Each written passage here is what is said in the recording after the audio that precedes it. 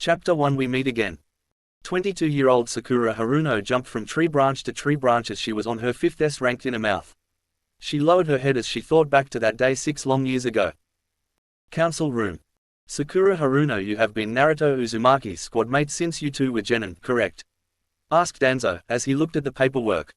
Yes, said Sakura as she stood at the center of the circulate table with every single council member sitting all around her. Naruto was sitting in a corner with 2 ANBU standing next to him. Okay, have you ever seen him lose control of the Kyuubi? Asked Danzo. And may I remind you that if you do not speak the truth then you will be banned from the ninja corps. It's okay Sakura-chan, said Naruto softly from the corner. I am so sorry Naruto, said Sakura with pain in her voice.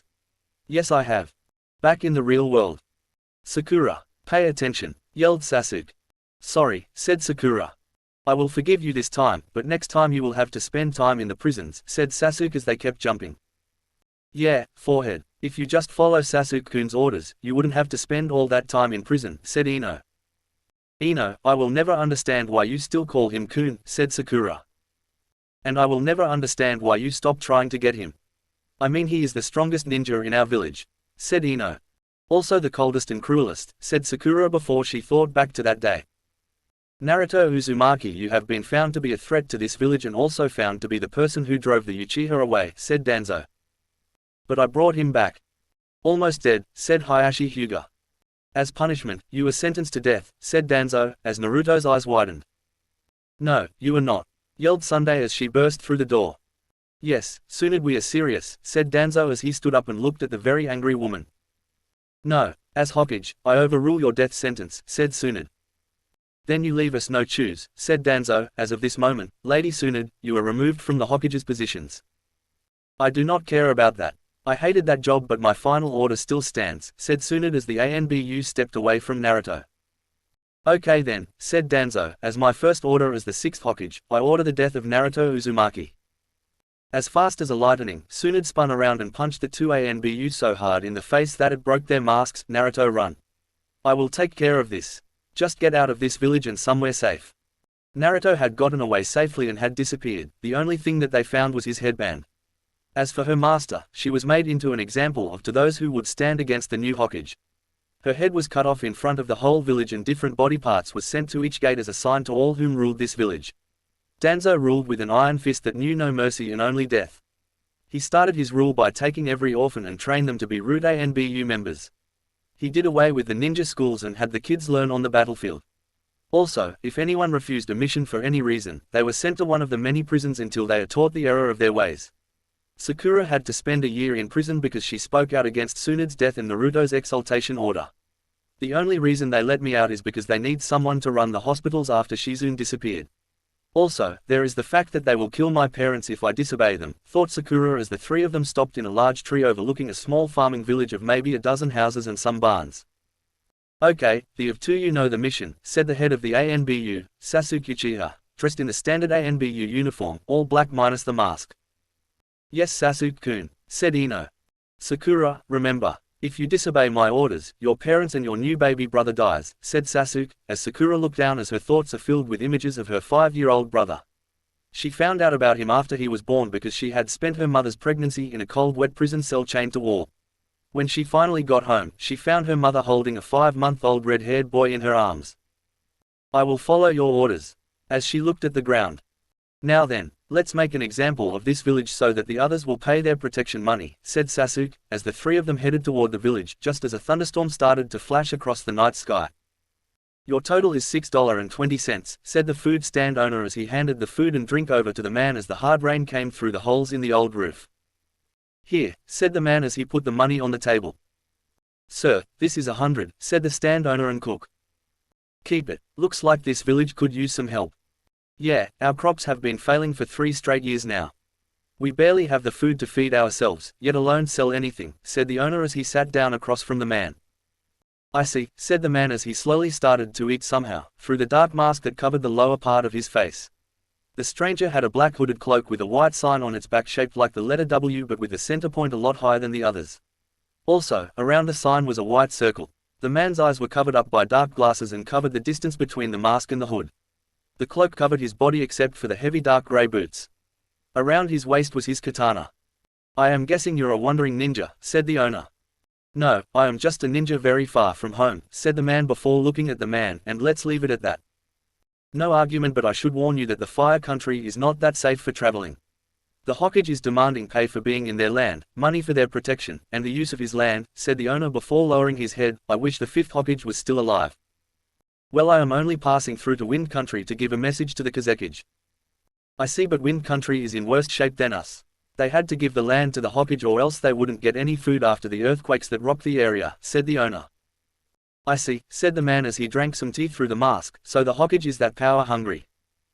You have no idea. With the sound gone, the recent earthquakes in Earth and Wind Country and the storms in Water Country are destroying all three countries' economy. Fire and Cloud are the powerhouses and the Hokage wants it all," said the owner. "Yes, it has been a few bad years," said the man. "That is an understatement," said the owner as the man stood up.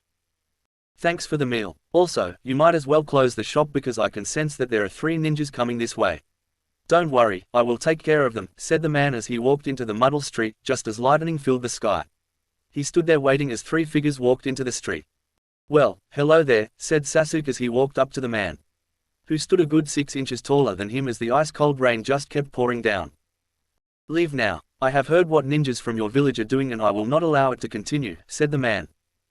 "Isn't he funny, Sakura? This person thinks he can stop me," said Sasuke with a grin as Sakura stayed stone-faced. "I asked you a question, woman, and you better answer it now." "I do not know, sir.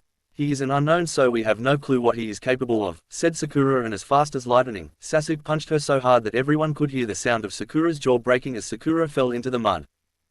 "I am an Uchiha and that is all you need to know. Just for that, you are spending a week in the prison," said Sasuke as Sakura placed her hand against her jaw as she started to heal the break. "Since I'm going to jail, I just want to say this, you snake. You are without a doubt the most evil, heartless son of a bitch on the face of this earth," said Sakura as she stood back up only to be sent flying back into the mud. "Make it too. You demon lover. You will never get over the fact that the dobe is gone and that you never told him that you love him," said Sasuke as he spat on Sakura's head as she started to cry into the mud. "Loser. So this is how you take care of your own," said the man as he looked at Sasuke before turning his gaze to Sakura. "Are you alright? Look at me, you worthless man.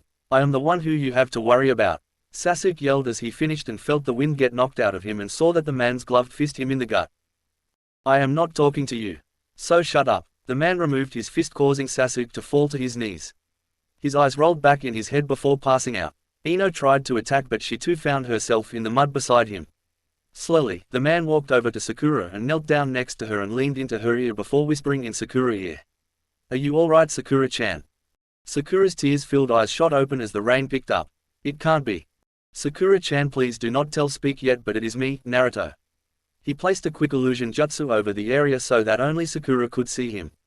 He slowly removed his glasses, which showed his bright blue eyes, and pulled the mask down to show his face that held his whiskered cheeks. "It's him. Thank God it's him," thought Sakura. "Yes, we are finally going to be safe from all those mindless drones of Danzo. Naruto-kun will be able to save us all," yelled Ina Sakura as she jumped for joy. "Don't worry. If you want, I will get you somewhere safe," said Naruto as Sakura lowered her head.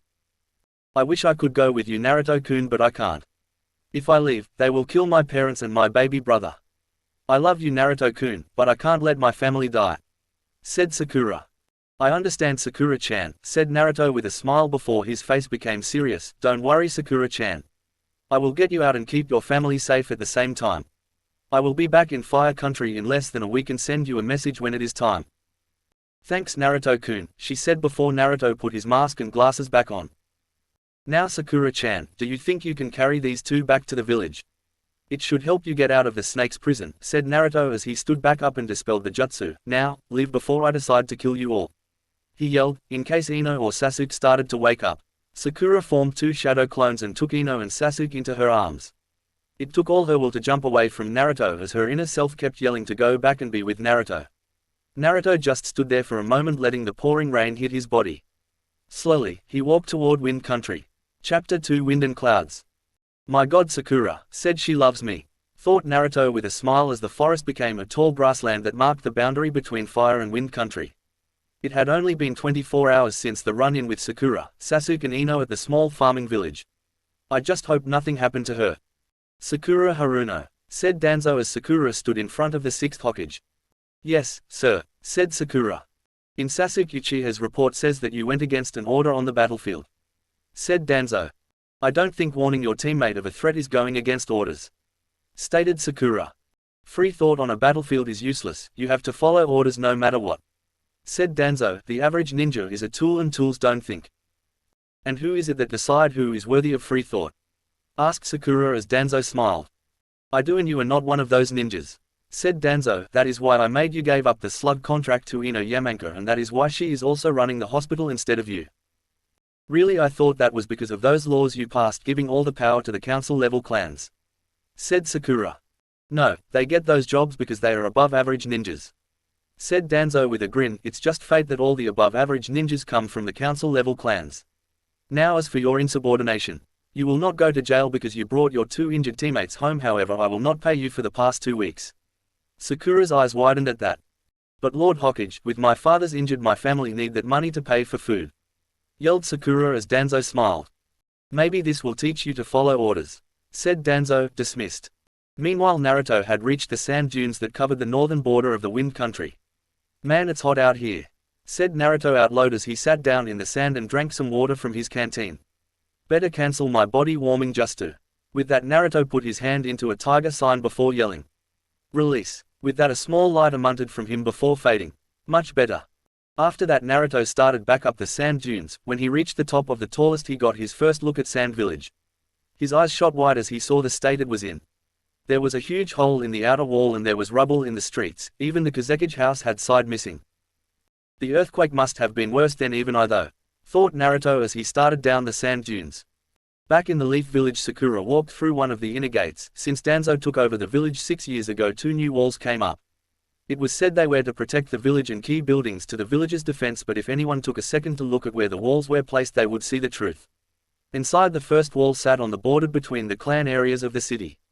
The area where the main clans had the compounds all around the Hokage Tower. The second wall was where the middle clans and the rich commoners lived. This section was where Sakura and her family lived. Then came the final wall that divided the middle class and the poor slums that had grown since the natural disasters around the world.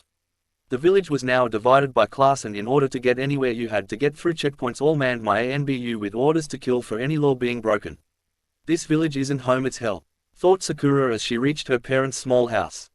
Naruto walked through the broken and creaked gate guarded by Sanjonin. Naruto did a quick look at them and noticed that they were thin and looked in desperate need of some water.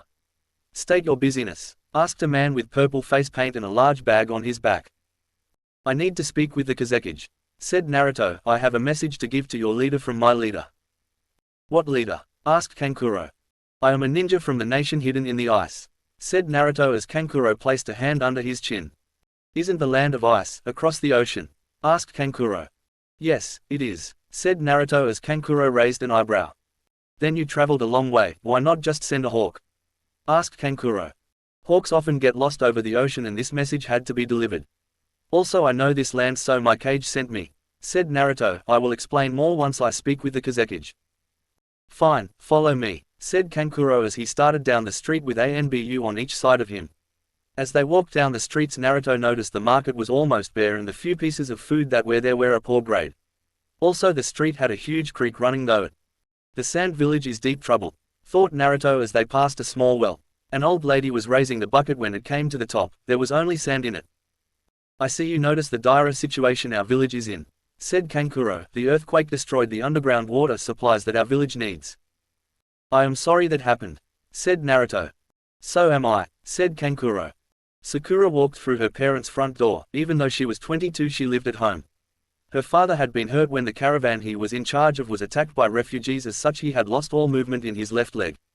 He was lucky to still have a leg, but now he had to use a cane the rest of his life, and since he could never walk proper anymore he was fired from his job at the Leaf Village Trading Company, and the Hyugas who all ran the company refused to give her father the injury pay.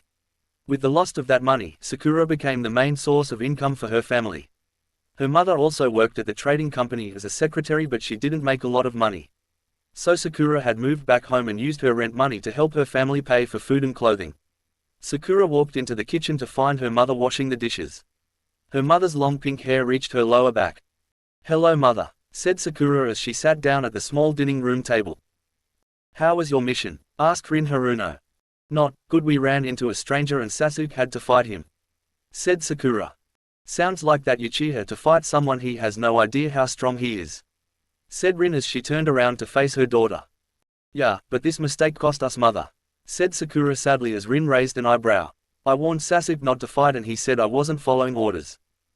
Rin lowered her head. So how much did we lose? Asked Rin. 2 weeks of pay, said Sakura. I am so sorry mother. Sakura, you have nothing to be sorry for, said Rin as she placed a hand on her daughter's shoulder. We will manage, without you we would never have made it this far. Thanks mum, said Sakura before smiling. I did enjoy seeing Sasuke getting his ass handed to by Naruto. Quote. Sakura's eyes widened as she realized what she just said. She looked up to see her mother smiling. So the strange ninja was Naruto? Asked Rin.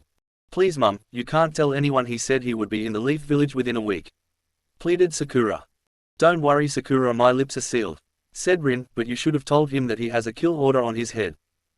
He knows that mum, but he is masked and he beat Sasuke with one punch, said Sakura dreamily. He also said he would find a way to protect you three. I see, and what about you?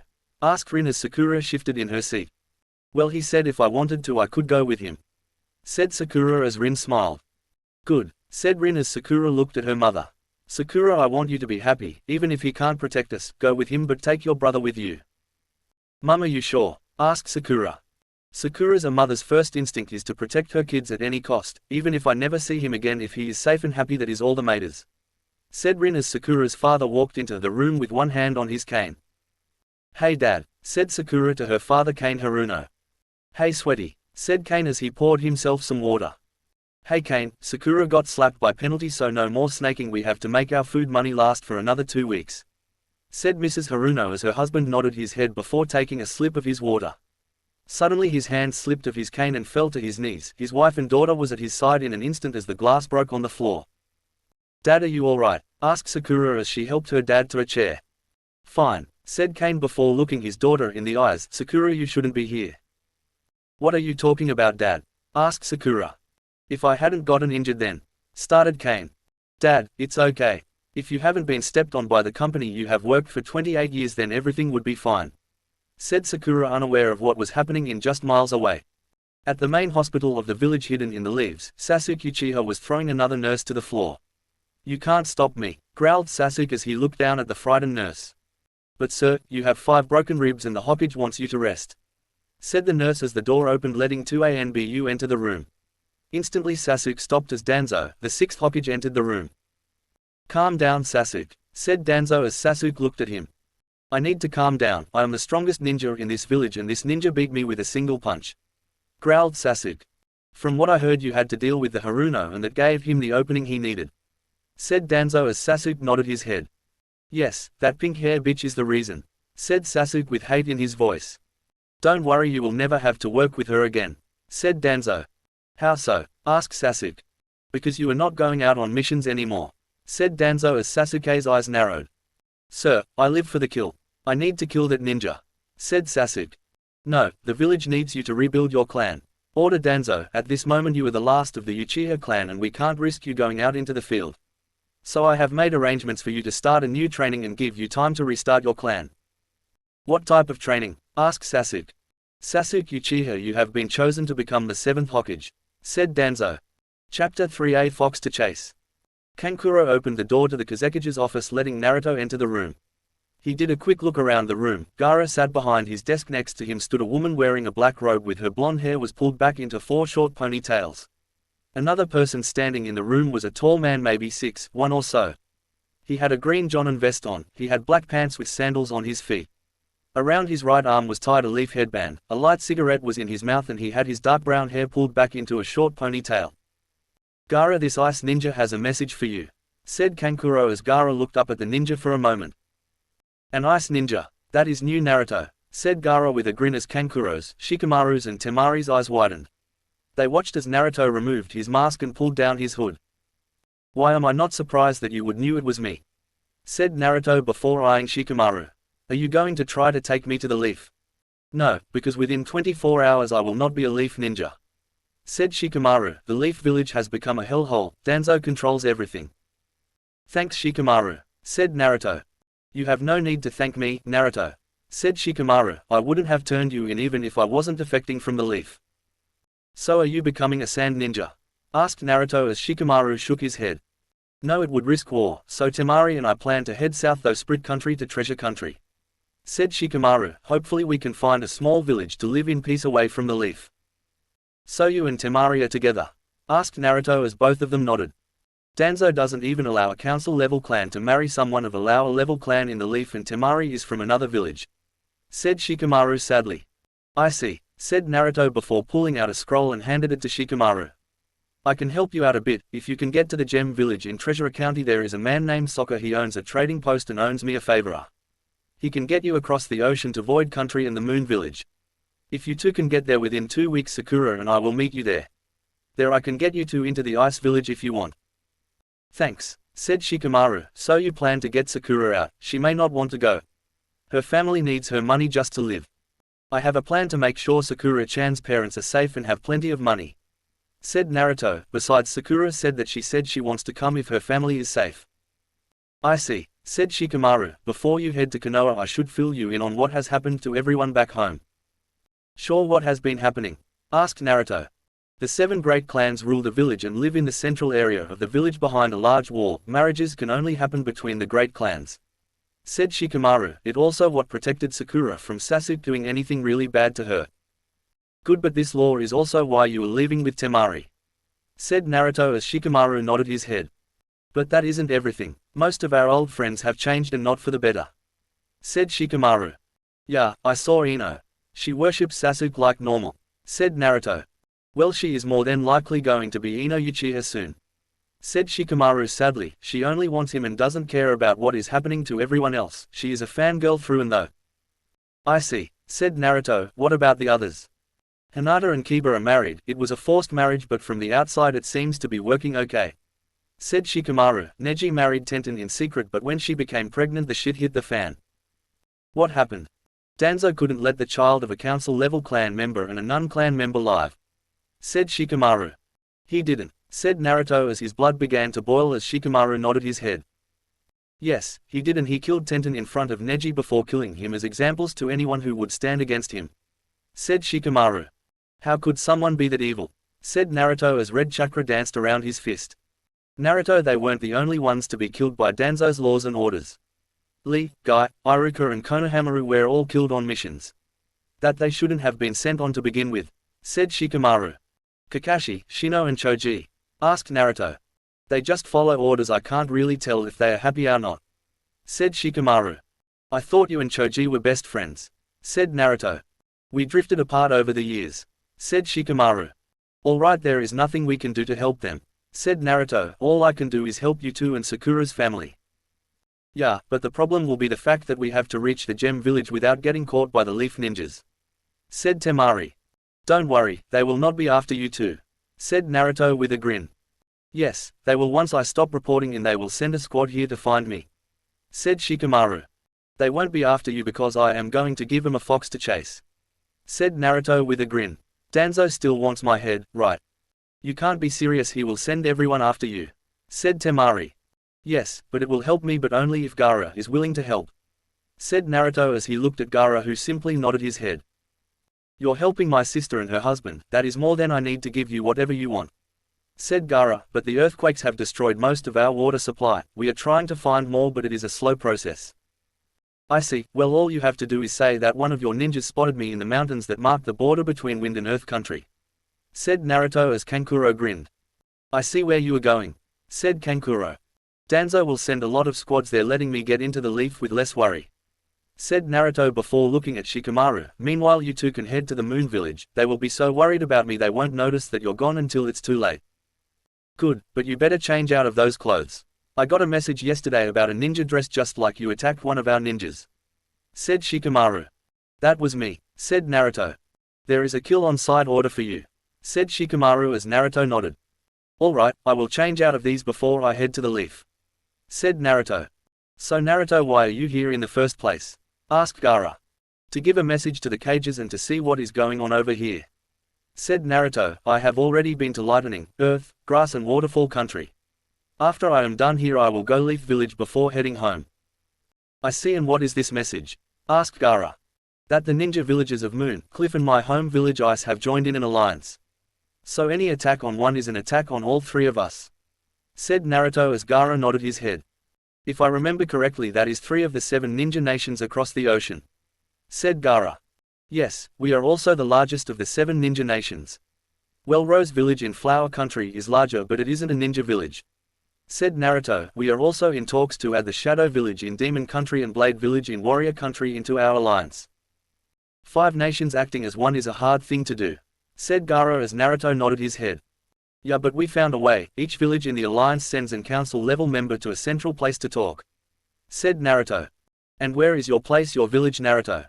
Asked Shikamaru. I am head ANBU captain, said Naruto. The word going around the village is that our Kage wants me to replace him, but the old laws say I have to live there at least 10 years before I can take the job.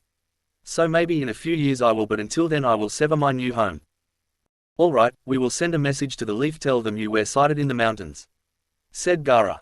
Good, now I better change before I head toward the Leaf, said Naruto. And Gaara, it was good seeing you again. Same here, Naruto, said Gaara as Naruto turned and head out the door. You two better get going, and Shikamaru, you better keep her safe and happy. Don't worry, Gaara, said Shikamaru before he and Temari headed out the door. Meanwhile, Naruto stood in the restroom of the Kazekige's building. He took off his cloak before sealing it into a scroll. Well, looks like I will have to go in my normal gear instead of ANBU uniform, thought Naruto as he also sealed his goggles inside. He stood up wearing his dark grey Jonin vest covering his black sleeveless shirt. He had his pants just like he had when he was a Leaf Ninja, instead they wear black instead of orange. Also he removed his boots and placed on his black sandals. That he put on his black fingerless gloves before unsealing his normal cloak. It was similar to the one he knew his father, the 4th Hokage Minato Namikaze, once wore. Now it wasn't a copy of his father's, it was black instead of white and with red flames around the bottom. He threw it over his shoulders, making sure he could still pull out his katana before checking himself in the mirror.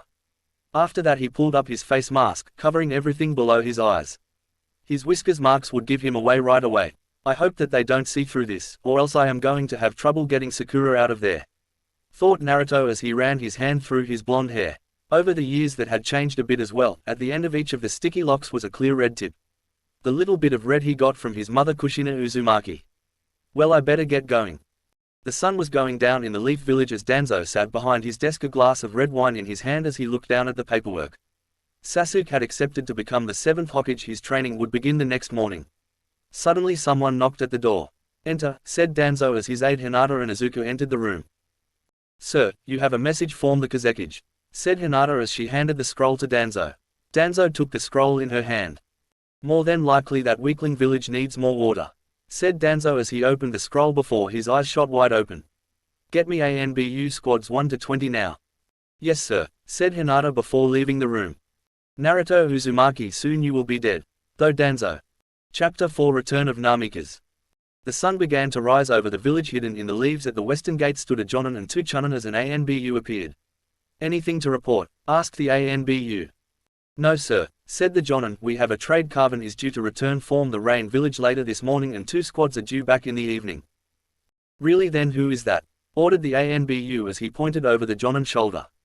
The Jonin turned around to see a blonde-haired man standing there. A face mask covered most of his face, but his blue eyes still looked out over the W headband on his forehead. Hello there, said Naruto as he crossed his arms as the ANBU pulled out his sword. Who are you? Asked the ANBU. I am a massager from the Hidden Ice Village, said Naruto. I came to deliver a message from our Kage. I see, said the ANBU. What is your name? Altair Namikaze, said Naruto as he remembered finding his birth record in Jiraiya's pile of scrolls. Naruto Altair Namikaze, thought Naruto. Altair was my grandpa's name. Namikaze, asked the ANBU as his sword lowered a bit. That is what I said, said Naruto. As in the Namikaze clan from this village, as in the 4th Hokage's clan? Asked the ANBU. Yes, he is my father, said Naruto. Impossible, the 4th wasn't married, said the ANBU. You don't have to be married to have a kid, said Naruto. Now I have a message to give, so can I enter the village? All right, follow me, said the ANBU. Sakura stood in the marketplace buying some bread. Is there any way to get this at a lower price? Asked Sakura as she held a loaf of bread. Sorry miss, I am afraid not, said the baker. Now pay for it or put it back. We need this, but this is 3 times the price I was accepting, thought Sakura. Okay, said Sakura as she paid the owner. She placed the bread into the shopping bag. Slowly she turned around and her heart skipped a beat. There stood a tall blonde man with W on his headband being led by an ANBU. His blue eyes paused on her for a moment before he winked as he walked by. Naruto-kun. Good, Sakura-chan is still here. Good, I feared they had sent her to get me, thought Naruto as they passed through another gate and entered another, and what he saw made him sick. In the outer walled section of the city was a ghetto of people crammed into buildings that looked they could fall down at any moment. The middle section looked like it did when he lived in the village, but it was the center section that made his skin crawl. Everything was over the top opulent and the market was filled with food. In the outer section there was hardly any food in the market. How can someone live so close to people in need and not do anything? Asked Naruto to himself as they walked up the steps toward the Hokage's building and soon found himself standing in front of the doors to the Hokage's office. My god, Naruto is back, thought Sakura as she went back to shopping.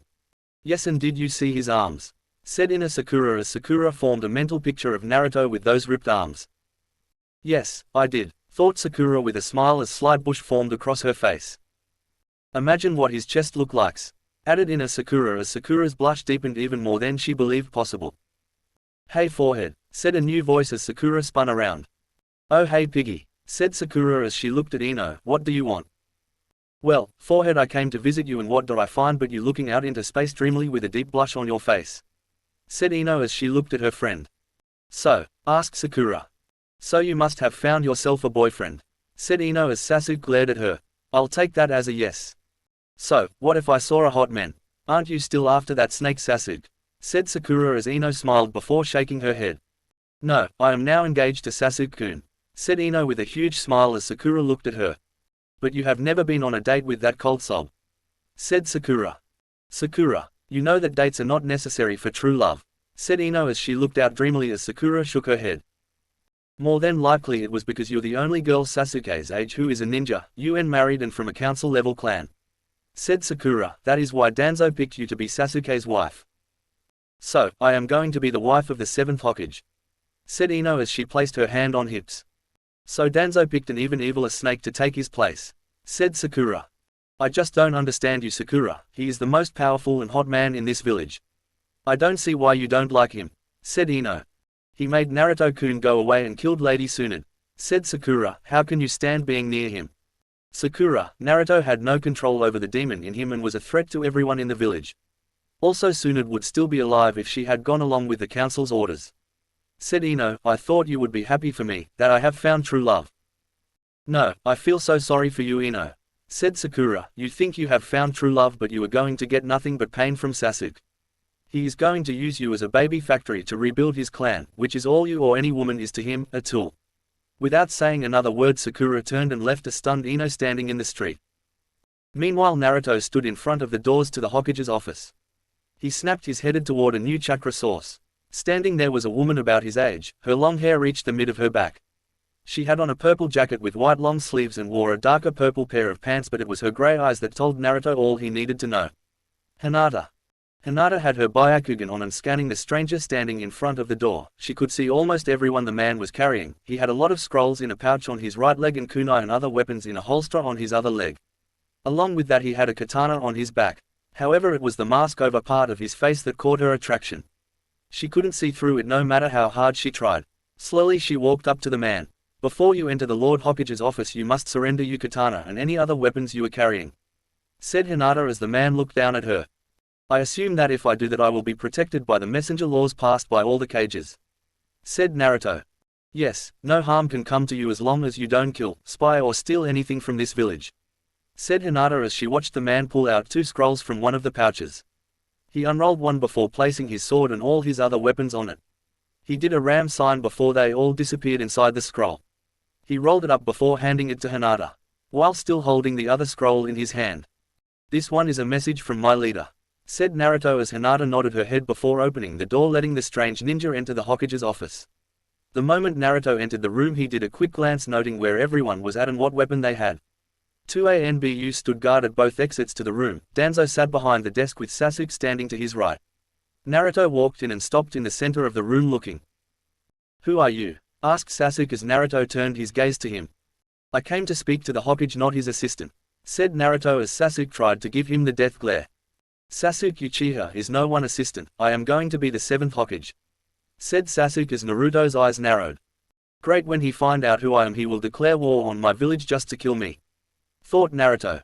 I am sorry for the disrespect future Hokage, but my message is for the current Hokage, said Naruto as he turned toward Danzo. You still haven't answered all questions, said Danzo.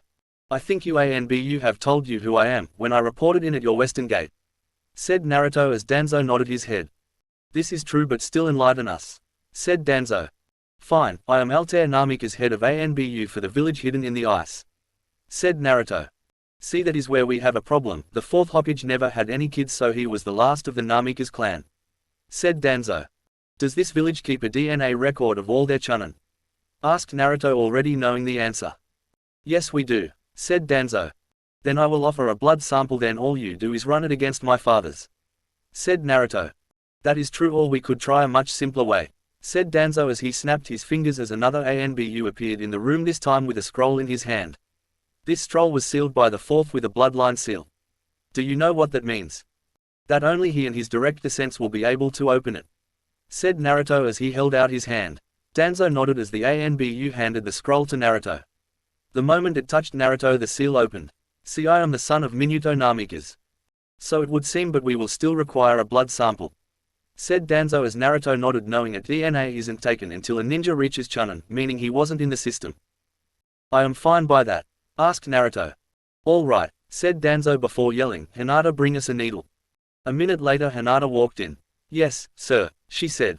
Take some blood from our guest and have it run against the fourth Hokages, ordered Danzo as Hinata took some blood before leaving.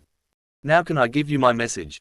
Asked Naruto as Danzo nodded as Naruto walked up and handed the scroll to Danzo. Naruto stood still as Danzo slowly read the scroll. So the nations of Void, Mountain and Ice are allied? Asked Danzo as Naruto nodded his head. Yes, Lord Hokage, also we are in talks to add Demon and Warrior into our alliance. Our leaders only want peace with our ninja brethren from across the ocean, said Naruto, trying to ignore the horrible feeling that came from calling Danzo Lord Hokage. I see, said Danzo as he leaned back in his chair. I have a question for you, Altair Namikaze. What is it? Asked Danzo. If you are the son of the fourth, then why are you not a leaf ninja? Asked Danzo. I was told that the third Hokage wanted me to grow up safe from my father's enemy, so he gave me to my mother's family, who moved to the ice village. There I grew and became a ninja of the ice, said Naruto, using the story he had come up with. I see, so if your story is true, what do you plan to do with your family's holding in my village? Asked Danzo. I plan to take my family's scrolls and see that the Leaf Village Trading Company that they formed is running good and in a way my father would have wanted. Then I will return home, said Naruto. I have no wishes to interfere with your village. Good, but we have to talk about the Namikaze's clan council seat. At the moment it is void. If you're a Namikaze, you will have to pick someone to sit there if you can't, said Danzo. Thank you, I will pick someone from my clan's company. If they go another to run my family's company, they will be good another to vote in my stead at the council, said Naruto as Hinata entered the room, a piece of paper in her hands. Lord Hokage, I have the results of the test, said Hinata as she handed the paper to Danzo. He is the son of the fourth Hokage. Chapter 5. Let the shake-up begin. Naruto now stood in his clan's family home. It wasn't as big as the other clan compounds, but it still had at least a dozen houses. Even though no one had set foot in them in over 22 years, everything was still clean. Cleaning seals, I wish I knew these when I was a kid, thought Naruto as he sealed yet another set of books from his clan records. Suddenly a knock came from the front door. Naruto stood up, leaving the dozen clones he had doing the sealing keep on working. Naruto walked toward the front door only to see Hayashi Hyuga and a dozen other elder Hyugas standing there dressed in fancy formal robes. Naruto opened the door. Altair Namikaze? Asked Hayashi. Yes, said Naruto. I am Hayashi Hyuga, leader of the Hyuga clan and the man your father left in charge of the Leaf Village Trading Company, said Hayashi as Naruto led him in.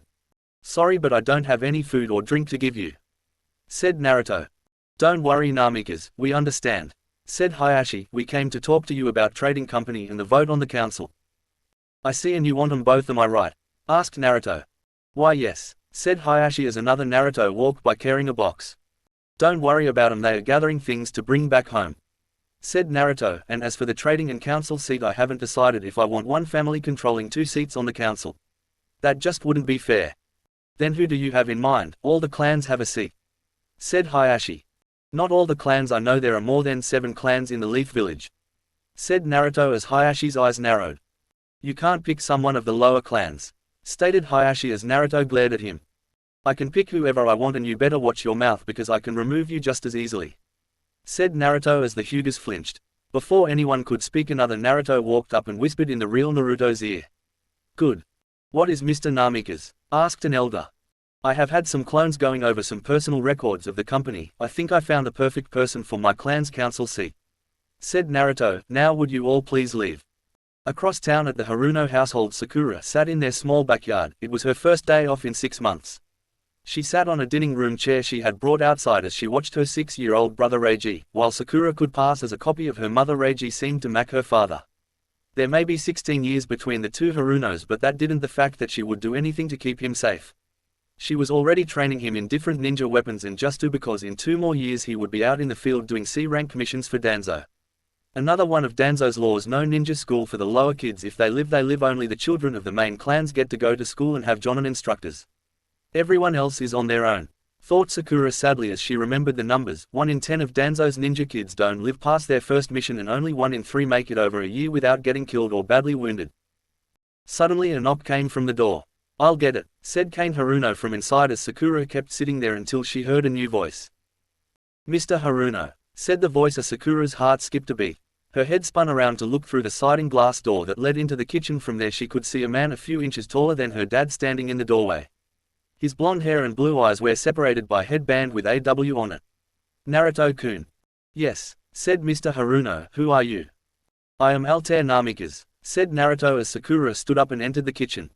There is no Namikaze clan anymore, stated Kane. The 4th Hokage was the last. No, he wasn't, said Naruto. If you don't believe me, then I can't offer you a job. That sparked Kane's interest. A job? Asked Kane as Naruto nodded his head. What type of job? Running the Leaf Village Trading Company, said Naruto as Kane's and Sakura's eyes widened. Meanwhile, in a huge building inside the center wall, on the top floor of the building, Hayashi stormed through the double doors. Good day, Mr. Hyuga, said his pink-haired secretary Rin Haruno. Bring me tea, ordered Hayashi as he marched into his office with 2 elder Hyugas at his side. Rin quickly made tea for all 3 Hyugas before walking into the room with the tray of tea. So the Namikaze is firing us? Asked an elder as he picked up a cup of tea from the tray Rin was holding. Maybe, but he already said that he is going to give his council vote to someone other than one of the 7 clans, said Hayashi as Rin gave him another cup of tea. He wouldn't give a vote to one of the lower clans, would he? Said the second elder as he took the final coup of tea from the tray. Yes, I also have the feeling that he will remove us from control of the company, said Hayashi as he shipped some tea. Rin left the room only to return holding the tea kettle in her hand. How we control the majority share of the company? Asked the first elder as Hayashi shook his head. No, we own 39% of the shares. The Namikaze clan has 55%, said Hayashi. Since they haven't voted in the past 23 years, we have control of the company, but now that Altair Namikaze is back, he can decide who is running this company. This is indeed bad news, said the elder as he held out his cup. Rin walked up and poured him another cup. When she finished, another Hyuga walked in, this one with a ninja headband on. Sir, we have spotted the Namikaze at a house in the middle section, said the Hyuga ninja. So he is going to offer the spot to allow a clan, said Hayashi. Who? Her husband, Kane Haruno, said the ninja as he pointed at Rin. Rin eyes shot wide open. Meanwhile, Naruto was sitting across from Kane Haruno at the Haruno dining room table. Why would you want me? Asked Kane as Naruto raised his hands and formed a hand sign. Meanwhile, the 3 Hyugas outside suddenly went blind for a moment. When they looked back, their Byakugan saw nothing but fuzz. What just happened? Asked one of the Hyuga ninjas. Somehow he is blocking our Byakugan, said the leader of the Hyuga squad. Great, now we can talk freely, said Naruto as he pulled down his mask. You're the demon child, said Kane as Naruto grinned. I was, but now I head of the ANBU of the Ice Village, and I am the last of the Namikaze, and I want you to take over my clan's council seat and company, said Naruto. So this is your plan, Naruto? Asked Sakura as her dad turned to look at her. You knew about this? Asked Kane as he glared at his daughter. Well, I ran into Naruto last mission and he said he would find a way to protect you guys, and after that is done, I plan on defecting to the Ice Village, said Sakura as her father looked at her for a bit before looking at the table. Sakura, I love you, and if you want to go with Naruto then I won't stop you, but think about this first, said Kane. Dad, I would have defected years ago, but I needed to protect my family. If Naruto can do that, then it is all I need to leave, said Sakura as her father nodded. I see, then I hope you have a great life, said Kane before looking back at Naruto. Again, why me? I don't want one of the 7 clan having 2 votes on the council, and the Hyugas have been hogging all the money that the company was supposed to use to help the poor. Instead they have been using it to line their wallet, said Naruto. Also, you were the highest manager who wasn't part of any of the major clans, and you know how to live from paycheck to paycheck. Also, you're Sakura-chan's dad. I see, but won't they just try to remove me once you make me the leader? Asked Kane.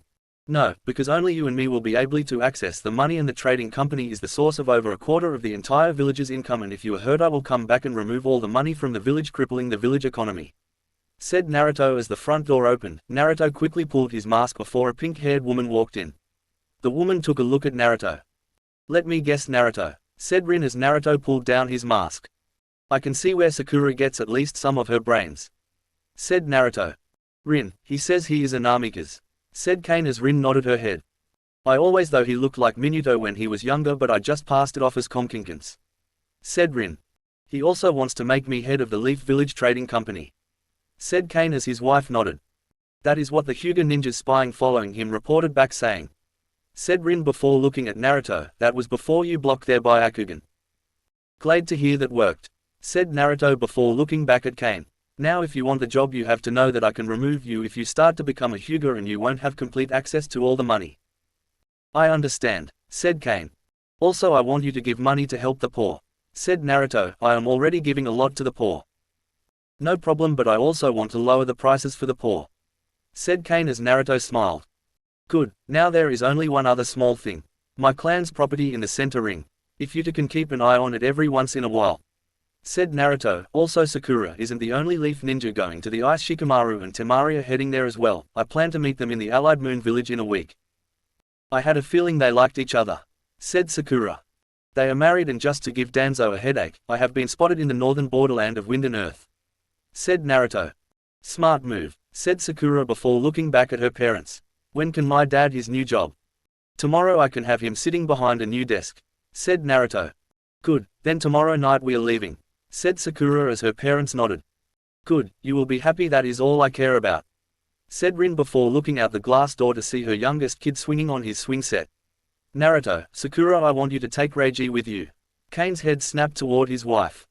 Honey, do you know what you're saying? Asked Kane. When Sakura goes to the ice village we may never see her again. Are you sure you want to never see our son again?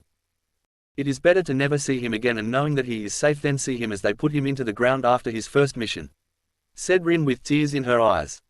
Don't worry Mrs. Haruno, I promise both of you will protect them both with my life, said Naruto. I always keep my promises.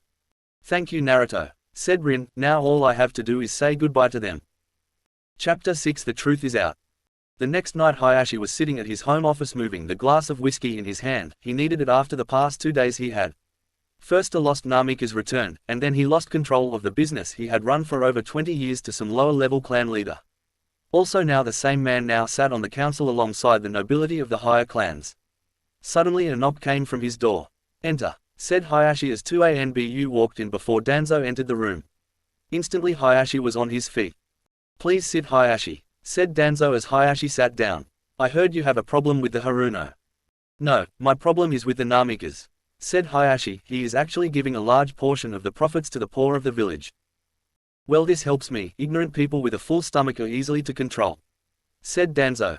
Still my clan lost a lot of its prestige, said Hayashi as the ice moved around in the glass.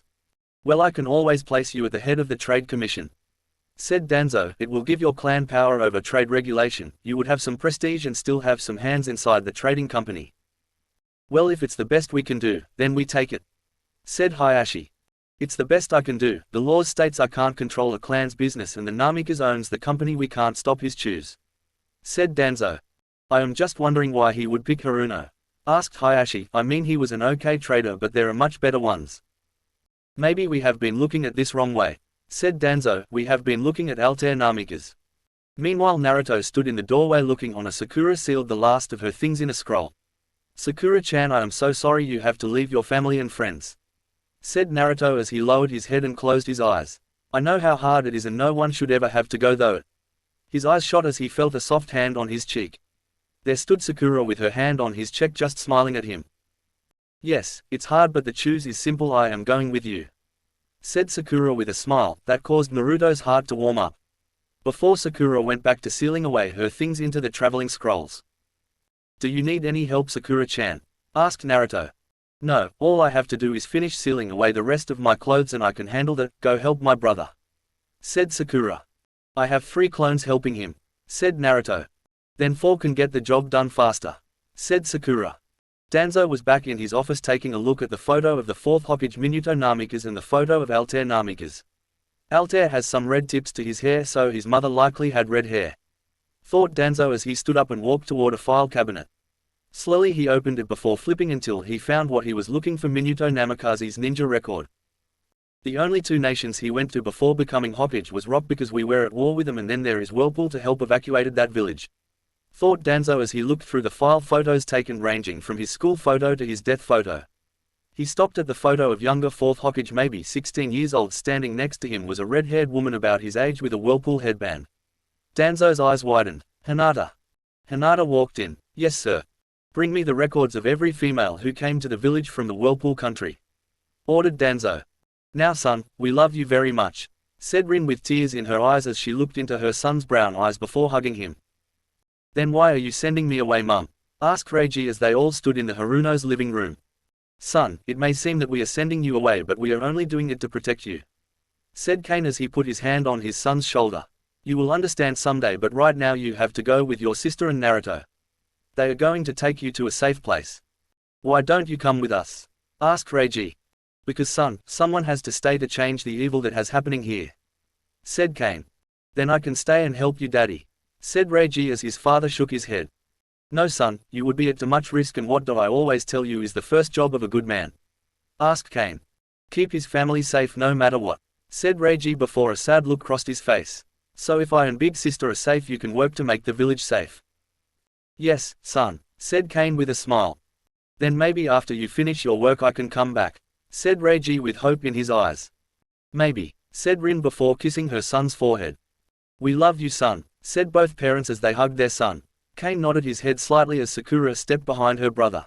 She pressed 2 fingers on the back of his head. Suddenly the little boy fell into his sister's arms, fast asleep. Sakura handed her brother and he held him as both parents kissed their son's sleeping forehead. "Sakura," said Rin as she hugged her only daughter, "I love you with all my heart."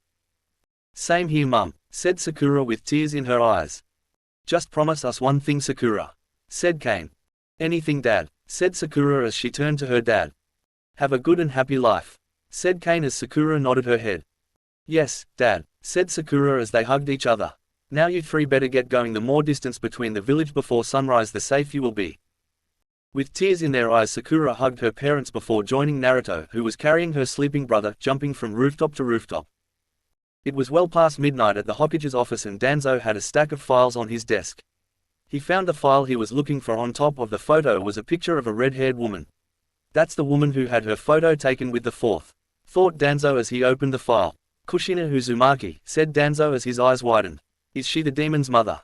Danzo read down the file. It was filled with general information.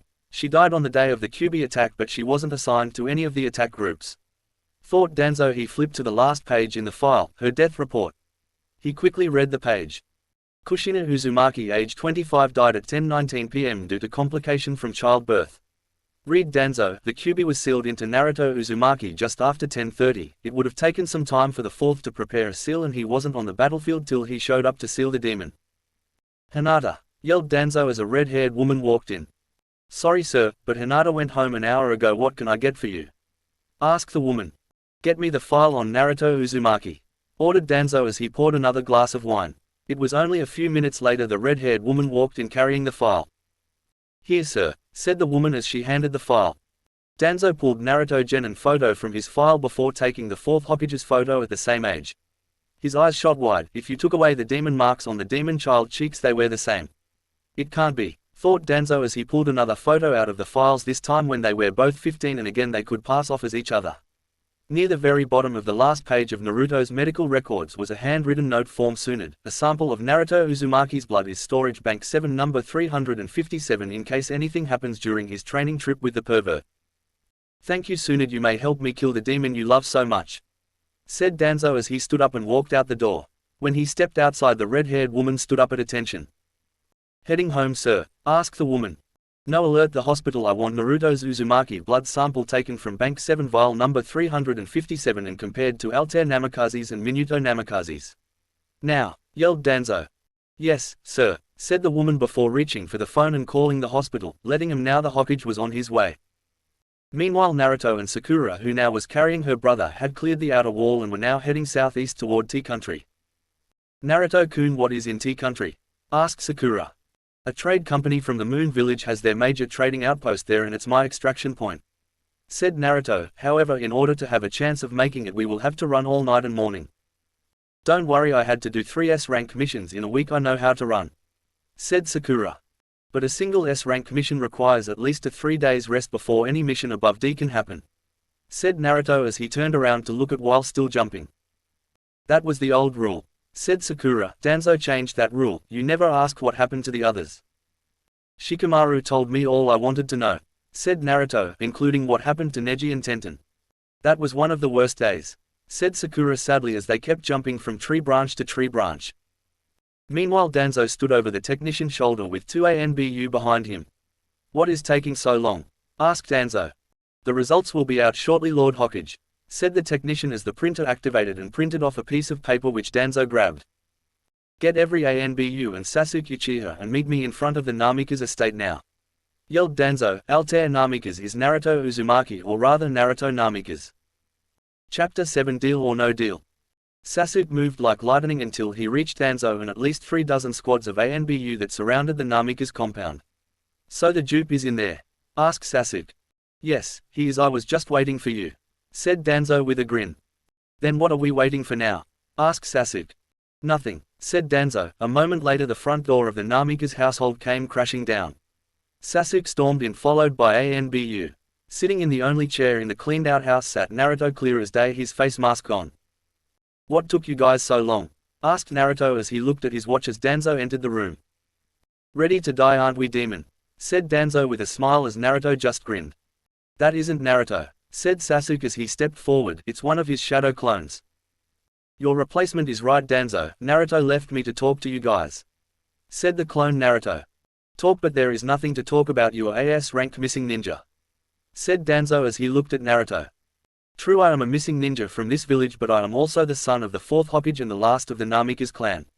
Said Naruto. So what? Snapped Sasuke, it doesn't matter. It matters because all the things I did while I was here to my family company can't be changed, am I right? Said Naruto with a grin as Sasuke snapped his head toward Danzo. Yes, it is, said Danzo between his teeth.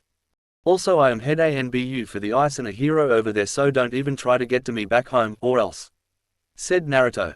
Or else what? Said Sasuke as his Sharingan eyes glowed with hate. Or else I will have the Kyuubi finish what he started all those years ago. Said Naruto as he stood up from the chair. Now I propose we handle this the calm way. What way at that? Asked Danzo. Simply put, you don't bug me, I don't bug you. Said Naruto. I don't think so, said Sasuke, I want you dead. So come back, let me kill you and I won't kill Sakura and her family. Well, Sakura-chan and her brother are with me, and if you do anything to her parents I will let the Kyuubi loose inside your clan compound area. Said Naruto. Like you could get in. Said Sasuke. Please Sasuke, I beat you with a punch, I can get through you ANBU and get out before you knew what happened. Said Naruto before putting his hand under his chin, or I could just remove all my clan's money and move the company to the ice village. It would mean the slow death of this village, but it is already sick. So you and 2 of the Harunos are with you, then you have another missing ninja with you. Said Danzo as Naruto reached into his vest and pulled out a leaf headband with a note on it and tossed it to the floor. Sakura-chan resigned from your ninja corps. Said Naruto. No one resigns for the ninja corps. Said Danzo. That is what she said, but I had to try. Said Naruto as he put his hand in pockets. I am guessing you are going to come after us. Of course, said Sasuke. No matter, are Sakura-chan parents safe? Said Naruto. No, yelled Sasuke as Naruto turned to look at Danzo. Yes, said Danzo as Sasuke turned to him. It's for the good of the villager that they remain untouched. You can go after the Haruno and the demon, but they remaining safe. You're better off just leaving us alone because I can kill you all. Said clone Naruto before disappearing in a puff of smoke. I want Ino, Kiba, Hinata, Kakashi and Shino now. Ordered Sasuke as 5 ANBU ran off. What are you thinking, Sasuke? Asked Danzo. That Naruto will have a harder time fighting his friends. Said Sasuke as he walked out the door. Miles away, Naruto with Reiji still asleep on his back and Sakura was still jumping from tree to tree. "Crap," said Naruto suddenly. "What?" asked Sakura. "They are coming. I hoped it would have lasted till morning, but they found me out," said Naruto. "Are they going to level my parents alone?" asked Sakura. "Yes, but Sasuke is coming after us," said Naruto. "Crap, Sasuke is the fastest ninja in the village," said Sakura. "And now he is pissed, that will make him even faster," said Naruto as they kept jumping. "I got Sakura's scent," said Kiba as he, Kakashi, Shino, Hinata, Ino and Sasuke stood at the western gate. "Hinata, do you see them?" asked Ino as Hinata focused her Byakugan to its max. The back of two figures appeared, one with pink hair, the other with blonde hair, and the blonde-hair man was carrying a red-haired boy. "Yes, Sakura's kidnapper is 25 miles that way and it is that Altair Namikaze," said Hinata as she pointed to her right. "However, she seems to be going with the man." "I wonder why that is," asked Kiba as he looked at Sasuke. "Because Sakura wasn't kidnapped," said Sasuke with a grin before looking at his squad. "She is a defector, so our mission is to kill her and the S-ranked ninja she is with." "Who is the S-ranked ninja?" asked Shino. "Naruto," said Sasuke as Hinata's eyes as she focused on the blonde-hair man. He moved his head, letting Hinata see his face in profile. His whisker marks still lined his cheek as his blue eye looked out, whereas his blonde with red-tipped hair framed his face. "Naruto-kun," thought Hinata as suddenly turned around to face her as if looking at her through her Byakugan.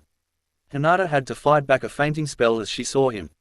Suddenly his eyes turned red with slights, they seemed to glow a deep red before suddenly everything went blank. "Naruto-kun, what are you doing?"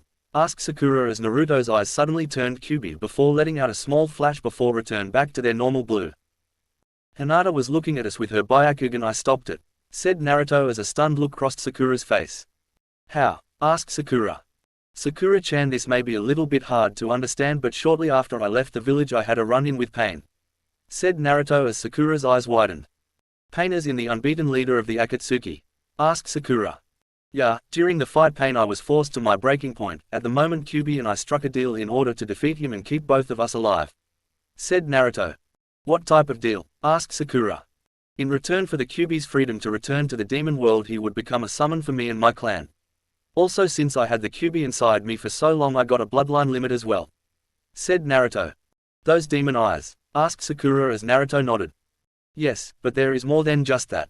If I wanted to I could call out same amount of power as a three-tailed demon," said Naruto as Sakura's eyes widened. "A three-tailed demon?" asked Sakura, trying to make sure she heard right. "Yeah, remember on the bridge before I went four-tailed against Orochimaru?" asked Naruto as Sakura nodded. "Good, remember when I had 3 chakra tails?"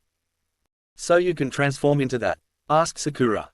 "Basically only I have complete control over it and some other small differences," said Naruto. "What about the rest of the Akatsuki?" asked Sakura as Naruto grinned. "They are not in a rush to fight the man who killed their leader. Don't worry about them." Meanwhile, back in the leaf, Hinata winced in pain. "What is it, Hinata?" asked Kiba as he ran to his wife. "I don't know how, but somehow Naruto-kun knew someone was. I didn't spend every minute since the attack being awake," said Shikamaru, remembering the few hours he had it with his wife and daughter at the hospital. Temari had gotten hit during the battle and they were waiting for a blood test to come back to see if it was poison or not. He had to leave before the results came in, but since he hadn't heard anything, it was a safe bet that Temari was fine. "Go home and be with your family. If anything happens, we will get you." Hours later, Naruto just rubbed his tired eyes. "Yeah, maybe you are right," said Naruto. "You know I am right," said Shikamaru. "Now go home." Slowly Naruto headed home. He walked into the house. Everyone was asleep as Naruto walked down a flight of stairs into the basement. As he walked down the darkened hallway, he stopped in front of one of the doors. Making sure not to make a sound, he opened it. Inside he found 2 sleeping boys. Since Reiji and Saito were the same age, they shared a room. Both boys were asleep, with Reiji having the top bunk of their bunk bed. Like most boys their age, their room was a mess with cloths covering the floor. Naruto slowly walked up to his adopted son's bed. He just stood there for a minute just looking at Saito. After a few minutes he walked out, closing the door behind him. His next stop was Katara's room, which was right next door. Just as before, he entered the room, only this time he didn't have to worry about tripping over a pile of dirty cloths. Katara's room was clean and organized. The only thing he had to worry about was 1 or 2 books that Katara sometimes left on the floor. Naruto stood over Katara just watching her sleep. She looks so much like Kya, thought Naruto as he remembered how Kya looked while she slept. While he didn't love Kya like he does Sakura, he did care about her. The only real difference between the two is that Kya had blonde hair and Kya has black. Slowly Naruto walked out of the room, closing the door behind him. As he turned to head back upstairs, he noticed a figure standing in the darkened hallway. "Naruto-kun," said Sakura as Naruto walked up to her. It had been over 2 days since they last saw or spoke to each other outside of official reports. "Sakura-chan," said Naruto as he wrapped his arms around the woman he loves. Sakura just placed her head on his chest, listening to his heartbeat. "I am sorry that I have been away for as long as I have been. Naruto, you have no control over what happened," said Sakura. "I just wish it never would have happened." "Me too, but the sad truth is that I will have more days away from you all than I will like," said Naruto. "Once the army is back online, I will have to lead it out." "I know, I am just worried about my parents," said Sakura as Naruto's eyes widened. He had forgotten that Sakura's and Reiji's parents were still in the Leaf Village. "Sakura, I don't know what he has done to them," said Naruto, "but I will try my best to find out." "That is all I can ask," said Sakura. "Now, I want to see Kushina and Minuto before I can head to bed," said Naruto. "I understand, you haven't seen them," said Sakura. "Yeah, and if it wasn't for Shikamaru, I would probably still be in office trying to get everything together," said Naruto. "You blame yourself, don't you?" asked Sakura. "Yeah, Sasuke is after me and it is because of that people have died," said Naruto. "Naruto, you baka, it isn't your fault. He would have come even if you were not here," said Sakura. "He is insane and will not rest until everything is under his control. If anything, you may be the only one capable of stopping him." "Maybe," said Naruto. "I know you can," said Sakura. "Shikamaru is working on a plan. Temari would be with him, but she was hit by a kunai during the battle," said Naruto. "I know, I patched her up," said Sakura as she remembered healed a small flesh wound on Temari's arm. "I was worried that the kunai was poised-tipped when she said she felt weaker than normal." "Was she?" asked Naruto. "No," said Sakura with a smile. Meanwhile, across the village in a smaller house, Shikamaru walked through the door. He had finally taken his own advice and went home. However, something was strange. The lights were on. "Temari is up," thought Shikamaru as he walked inside to see his wife sitting on the couch with a book. "She is never up this late, she always go to bed and wakes up early." "Temari, is something wrong?" asked Shikamaru. "Remember my blood test?" asked Temari. "Is something wrong?" asked Shikamaru. "Well, they did find something," said Temari as she saw the look of fear on her husband's face. "Turns out we will be having another kid a bit sooner than we planned." "You're pregnant?" asked Shikamaru. "Yes, little boy. We will have either a little boy or another little girl in 9 months, said Temari with a grin. Chapter 25, The Battle of the Pass. In a high narrow mountain pass, villagers from the Rose Village kept pouring though. It was a small pass just wide enough for 2 carts to go though at the same time. "Keep moving," said a moon ninja as he directed traffic through the pass. "They just keep coming," said an ice ninja. "It's been 4 days since the attack on the Rose, and during the time small groups of ninjas from Moon, Mountain and Ice had soon up to hold the pass, but they all knew they were heavily outnumbered." "We have enemy forces spotted 3 hours away," reported a mountain ninja. "They are going pretty slow since there are so many of them." "How do we want to do this?" asked an ice ninja. "It's your land, you call the shots. Set paper bombs in front of us, then fall back to the pass itself. Maybe the bombs will buy time," said the Moon Jonin. Meanwhile, in Moon's village port, Shikamaru stood waiting for clearance to leave. Flashback. "So Shikamaru, you and Temari are going to have a kid?" asked Naruto as Shikamaru walked into his office. "Yes," said Shikamaru with a smile on his face. "That just means I need to finish this war as fast as possible. I don't want my son or daughter born during a war." "Well, at the moment it doesn't look like this war will go away anytime soon," said Naruto. "I have an idea that may help, but I will need a few of the ANBU," said Shikamaru. "And of course you're okay." "What do you have planned?" asked Naruto. End flashback. "Shikamaru, the ship is ready," said an ice ANBU. "Good, then it is time," said Shikamaru as he headed toward the ice warship that was held in the Moon Village port. It was also maybe the fastest ship in the world. Back at the pass, the ninjas began digging pits and filling them with razor-sharp picks in the hopes that the traps may slow them down. "Come on, dig 'em deep," yelled the ice Jonin. "We need to buy as much time as possible. Our only hope is that either the Asukage of the Ice or the Warrior King of Warrior Village arrives with their armies." "Move it," yelled Naruto as he led a team of ninjas through the thick forests of Void Country. To make it even worse, it was the raining season, making the tree branches slipper more than a few of his ninjas had fallen to the ground after a misstep. "Sir, we need to rest," said Saya as she appeared beside him. "We have been running for 2 days straight and some of that over mountains. We need to get there as soon as possible. If they take the pass, say goodbye to the moon village," said Naruto. "Yes, but sir, if we get there as we are now, we would do more harm than good," said Saya as Naruto looked back at the tired faces of his ninja. He could even see his kids and Reiji struggling to keep up. "All right, you win," said Naruto as he raised his hand and stopped. Instantly the other ninjas stopped. "Take a break, eat some food and rest." "Thank you," said Saya. "Saya, I am going to go ahead with an ANBU team," said Naruto as Saya looked at her old teammate turned leader. "I want you to let them rest for about 2 hours and then follow us." "Very well," said Saya, "I will see you on the battlefield then." "My legs are killing me," said Saito as he sat down on a stump of a tree.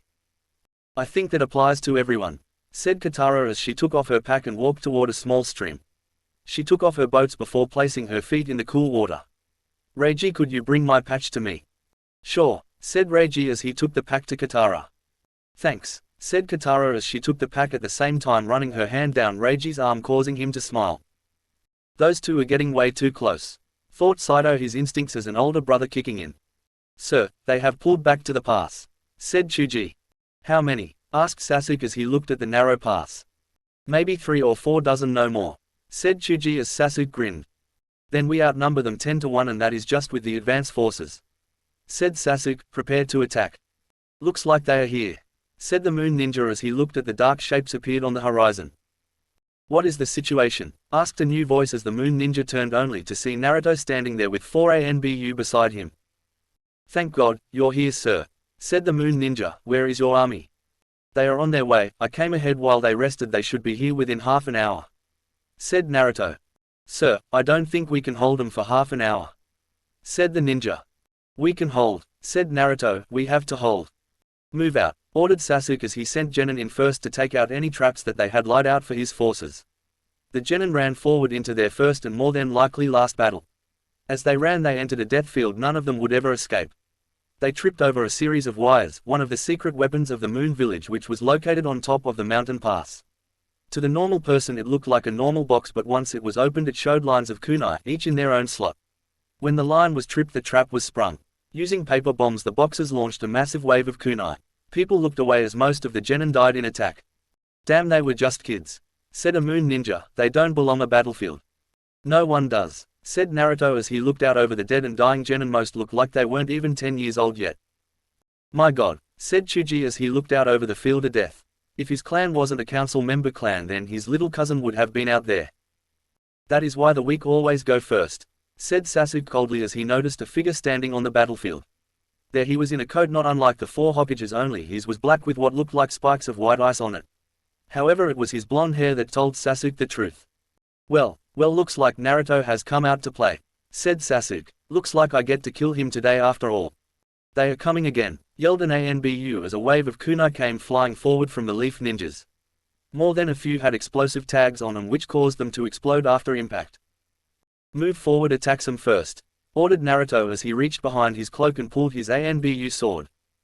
"Yes, sir," said the Anbu as they followed Naruto out toward the rush of incoming ninjas from the Leaf, Rock and Cloud villages, but really all following the orders of one man. Maybe 100 yards away from the narrow pass, they two sides clashed. "Great fireball, Eustace," yelled a Leaf Jonin as he sent a fireball flying toward Naruto. Naruto quickly ran no hand signs and created a windstorm just that blew the fire back at the owner. It was then that Naruto clashed swords against his former village. Suddenly Naruto's sword clashed against the last person he expected to see on this battlefield. "Kakashi-sensei?" asked Naruto as he looked at his masked sensei. "Yes, Naruto," said Kakashi as the two backed off each other, but their swords still out. "Why are you here? You should have retired by now," asked Naruto as he slashed a foolish rock Chunin neck. "A ninja never retires," said Kakashi as he lifted his headband showing off his Sharingan eyes. "Then I am sorry, Kakashi," said Naruto as his eyes turned red with slits cancelling out any effects that the Sharingan may have on him. "Sir, can I ask why you sent Kakashi out there?" asked Chuji. "I want to see what Naruto can do. It will make taking him down all the easier," said Sasuke with a grin. "Also I want him to feel pain as he fights against his former friends." "I still call him my friend," thought Chuji. "Kakashi, you don't belong here," yelled Naruto as he clashed swords with his old teacher. "I am following orders," said Kakashi as moved his blade in just the right way to cut Naruto's upper arm. "I can't believe that is your excuse," yelled Naruto as the blood from the cut began running down his arm. Is no one in the leaf willing to see the truth that Sasuke is a madman? We see it, said Kakashi. It is just the fact that he is the backing of the council and we ninjas just follow orders. You would follow orders even when it comes to killing innocent people? Asked Naruto. We ninjas are tools, nothing more, said Kakashi as Naruto's eyes widened. Then I am sorry for you, said Naruto as Kakashi jumped back and started to run no hand signs. So am I, said Kakashi as lighting formed around him. Chordy. Naruto just stood there as Kakashi charged forward. When he was about to hit, Naruto reached out and grabbed Kakashi by the arm. Red demon chakra came out of the Naruto's arm, crushing the Chordy in an instant.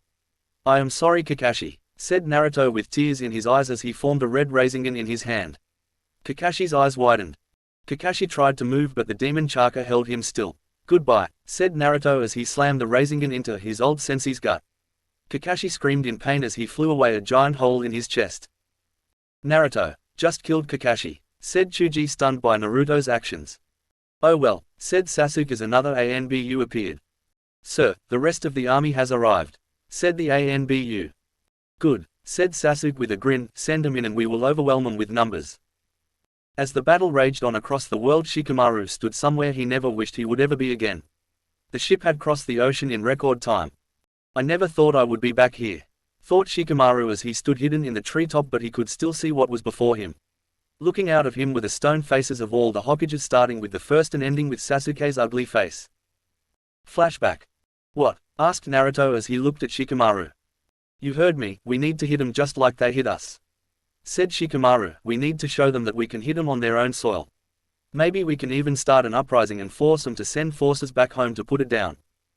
I understand, but why do you have to go? Asked Naruto. Temari will never forgive me if anything happened to you, said Naruto. She understands why I have to do this, said Shikamaru. Okay, go, said Naruto. End flashback. Sir, we are ready, said an ANBU. More out, said Shikamaru as he and the 6 ANBU teams made out of 4 ninjas each headed toward the village. Chapter 26. The war comes home. Naruto's sword cut though another rock ANBU as the forces under his command had started to fall back toward the pass. Take this, yelled Naruto as he threw 4 kuniyas with his free hand, hitting 4 ninjas in the neck, killing them. The ninjas of the Leafs didn't care about who was dying, they just jumped over the dead bodies of their comrades and kept going. Most of the time Naruto had more enemies around him than friends. Sir, we are ready, yelled an ice ANBU. Do it, yelled Naruto as he jumped back just in time to avoid a line of paper bombs going off, taking another few dozen enemy ninjas with them. In the rear lines, Sasuke stood on the hill watching as man and women died in a giant fireball. They are just holding off what can't be stopped, said Sasuke as he looked at an arm that had landed near him. We will overwhelm with numbers. So they have fallen back to the pass and their numbers mean nothing, said Chuji. They will run out of chakra and weapons before I run out of ninjas, said Sasuke. Across the world away from the blood-covered battlefield, Ino Uchiha was in the upper marketplace picking fresh fruit for supper tonight. With Sasuke gone, she could actually cook what she wanted instead of what he demanded. Her 2 younger kids were at their grandparents' house. Her oldest 6 years old Fugaku Uchiha was currently being trained by an ANBU squad handpicked by her husband and Danzo. However, it was a clear sunny Saturday afternoon. Something doesn't feel right, thought Ino as she looked around the market. She could see Kiba and Hinata shopping just like her, other than that the market was strangely empty. Even though the upper market was only for the upper level clans, it was still empty. Probably just because our ninjas are gone to war. She was about to return to her shopping when suddenly explosions rocked the village. What the? Yelled Ino as she covered her face from the shower of small pebble-sized rocks that came falling down. Slowly she stood up and looked around. The wall that marked the border between the upper village and the middle and lower village was blown apart. Out of the cloud appeared a person she couldn't believe was standing there. Shikamaru, asked Ino as she looked at her former teammate dressed in a battle uniform. She could see not 1 but 2 swords handles on his back. Slowly he reached into his vest and pulled a cigarette and a lighter. He lighted the end and took in a deep breath before exhaling. Did you really think you would get away with attacking our homes without any punishment? Asked Shikamaru as 3 more figures appeared beside him. Ino remembered seeing the uniforms before. They were Ice Anbu. If you attack our home, we are going to attack yours.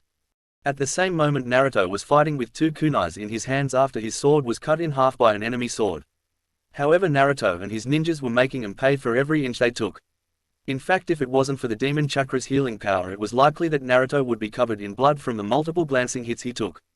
Suddenly a pair of kunais hit him in the back as he spun around to cut another rock ninja's neck. "Looks like Naruto is going to die without me even needing to lay a hand on him," said Sasuke calmly. "I always knew he was dead last. Sir, he killed about half of our advance forces. If our main force hadn't shown up, then we would likely be losing," said Chuji as Sasuke glared at him. "I am going to pretend I didn't hear that lard ass, because if I did, you little boy would be dead," said Sasuke as he watched Naruto pull out the kunais and throw them at their owner. "I may have no choice, I may have to summon the Kyuubi," thought Naruto as he realized that they had already lost about half the valley opening and about half his ninja force. Suddenly an enemy ninja went down with a giant spear in his chest.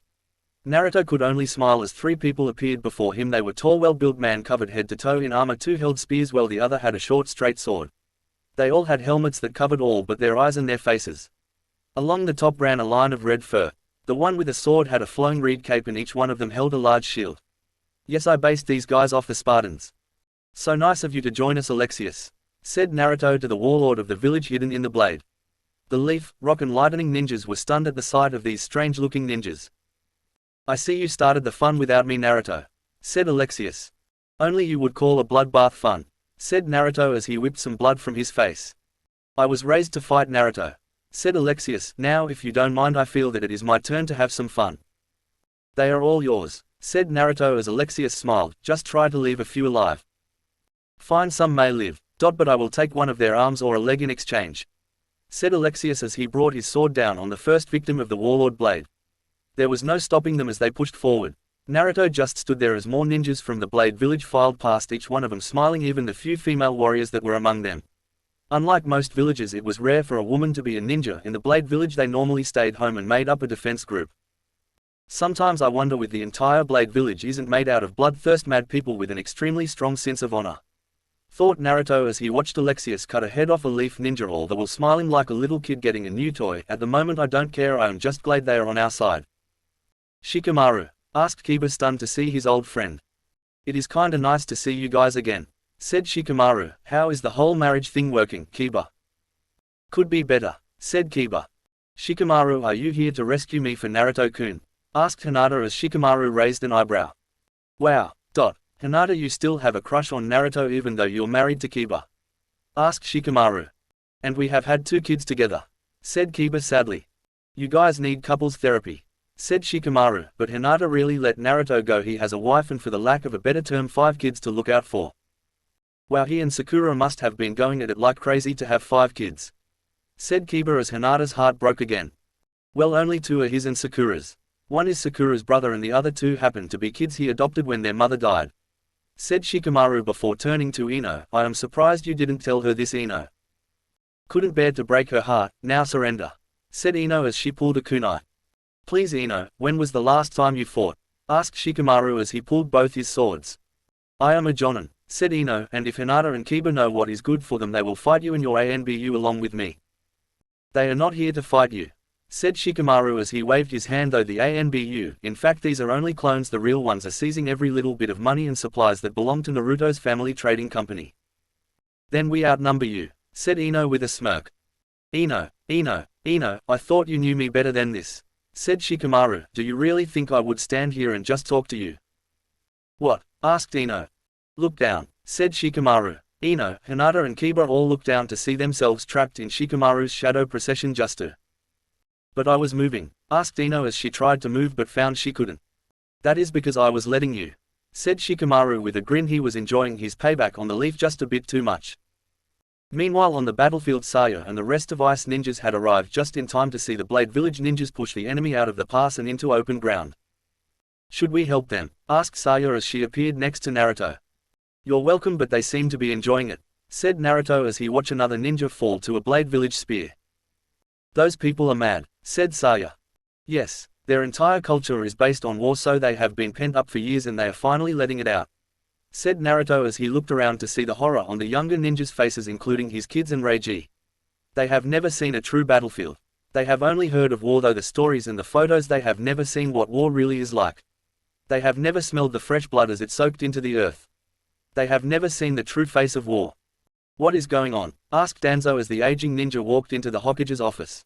With Sasuke in the field, he was acting as the Hokage. "They are hitting the banks and the storage areas," said Jonin, captain. They are robbing us, asked Danzo. In a way they appear to be going only after what belongs to the Leaf Village Trading Company, said the Jonin. Crap, they are taking only that. Naruto is taking back only what belongs to his clan in the first place, and since that damn Haruno has been telling everyone that Naruto Namikaze owned the trading company, they will see this as him just taking what belongs to him. Thought Danzo, stop them at all costs. At once, sir. If they get away with that money and supplies, say goodbye to half our village income, and when you get unemployed hungry masses you get uprisings. Thought Danzo. So what happens now, Shikamaru? Asked Ino. If you were going to kill us, then no, you will be taking away a mother from 3 little kids. Ino, even after all this I still consider you like a sister to me, said Shikamaru. A sister I hate at the moment, but still a sister. I have no plans to kill you. Your husband yes, you or your kids no. Then what are we doing? Asked Kiba. I wanted you guys to see the gift Naruto brought to this village, said Shikamaru as he looked down at his watch. Should be in 3, 2, 1. With that another explosion happened, only this time instead of a deadly bomb it was a massive paint bomb. They looked up toward the Hokage moment only to see Sasuke's and Danzo's face covered in paint just like Naruto used to do as a kid. You have got to be kidding me, said Ino as she looked at her husband's painted stone face. It was pink with a mix of blue, and across his forehead in big black letters were the words, Sasuke. It's kinda funny, said Kiba as he laughed a bit. Shut it, yelled Ino as she stepped toward Kiba to punch him, only to realize she could move. She looked toward where Shikamaru should have been only to find him gone. So did we get everything? Asked Shikamaru as he stood in a tree outside the wall of the Leaf Village watching the chaos down below. Since they had blown up the walls dividing the village, the have-not were raiding the haves. Yes, said an ANBU as he looked at the rioting villagers in the village below, and it looks like it is going to take him a while just to know that we are gone. That is the point, we need to get the cargo to the ship and then we can move on to phase 2. Said Shikamaru. Cargo? Asked a female voice. Sorry Mrs. Haruno, said Shikamaru as he looked at Sakura's parents. I meant no disrespect. I am just glad you got us out of there, said Kane Haruno. They had us on house arrest so that we couldn't do anything. Don't worry, we will get you to our ship and then you can go to the ice village, said Shikamaru. I just can't wait to see my son and daughter again, said Kane. Don't forget the grandkids, said Rin Haruno. Don't remind me, I still say I am too young to be a grandpa, said Kane. You will get used to it once you see them, said Rin. Hold, yelled Alexius as his ninjas came to a stop all at once. Behind them was a sea of dead body, so many that they could walk back to where Naruto and the others were and never have their feet touch the ground. Order all forces back, said Sasuke.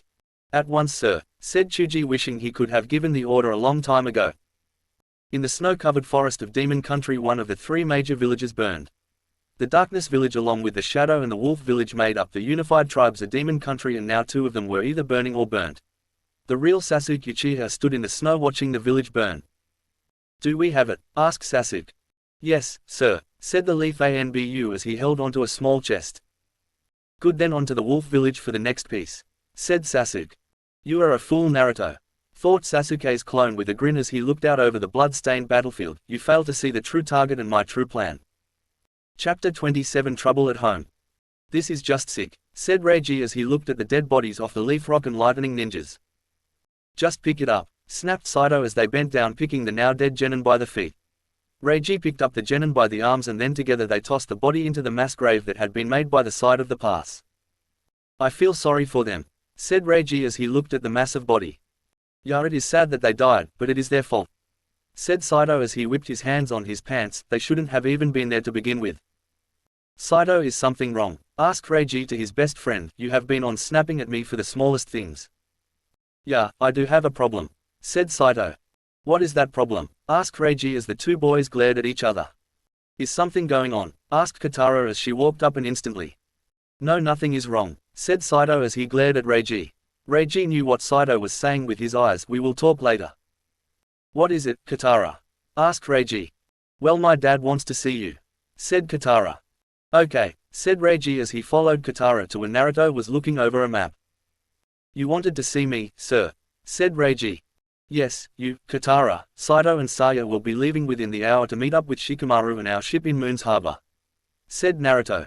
Okay, why? Asked Katara. Reiji's parents are on board, said Naruto as Reiji's eyes widened. What? Asked Reiji. Well, we attacked the Leaf yesterday, said Naruto as he looked at Reiji. Your parents are coming to live in the ice since the leaf is not safe anymore. That means you can live with your parents again. What? Reiji wouldn't live with us anymore? Asked Katara. I don't believe so, although he would want to live with his parents again, said Naruto as he looked at Reiji. I just know, said Reiji. I just spent so long with you guys it will be hard to move. Well, you can stay as long as you want, said Naruto, however go pick up your parents. Since we got the word that the railroad line is back up you will all head home by rail. What are you going to do, Dad? Asked Katara.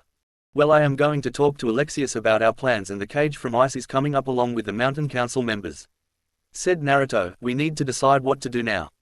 Alright, we will head there, said Katara. Later that night Saya, Saito, Katara and Reiji sat around a campfire.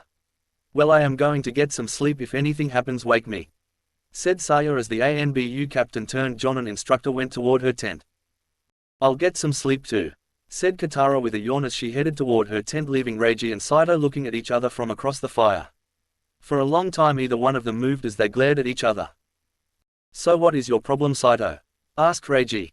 You, said Saito calmly as Reiji blinked. Me? Asked Reiji as Saito nodded his head. Reiji lowered his head and placed his hand on his forehead. I am sorry. Good, make sure it ends, said Saito with a smile. Ends? Asked Reiji as he looked up at Saito. Yeah, said Saito. Saito, I have no idea what you are talking about, said Reiji. But you just said you were sorry, said Saito, so you must know what I am talking about.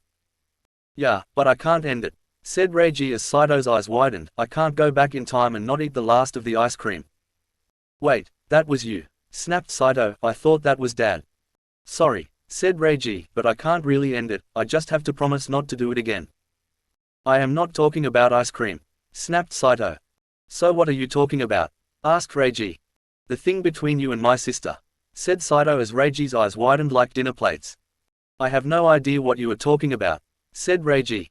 I know you do, said Saito as he turned on his Sharingan. Damn it, why can't I have a cool bloodline limit that would help me lie around those Sharingan eyes? Though Reiji, all I have is some stupid inner self. Sister said it helps protect my mind from mind-based attacks, but it is always yelling about kissing and doing other stuff to Katara. Really, I have no idea what you are talking about, said Reiji. The blood is gathering in your checks and your plus has increased. You are afraid and embarrassed, said Saito as his eyes noticed every detail. You like my sister? More like love, yelled Reiji's inner self. Shut up, yelled Reiji back, hoping it would get the hint and shut up. Just admit it, we share a room and I have heard you say her name while you slept, said Saito. I thought it was because you were dreaming we were on a mission, but it is more than that. Yes, said Reiji, knowing he was already found out. I know what you were going to say. We lived together for 10 years, we grew up together. She should be like a sister to you just like I am like a brother to you, said Saito, and I know you would never even think about dating your sister, so why are you thinking that way about Katara? That is the thing, Saito, said Reiji. We are not related. We may live together but you are not my brother and Katara isn't my sister. My dad is married to your sister, we are related, snapped Saito.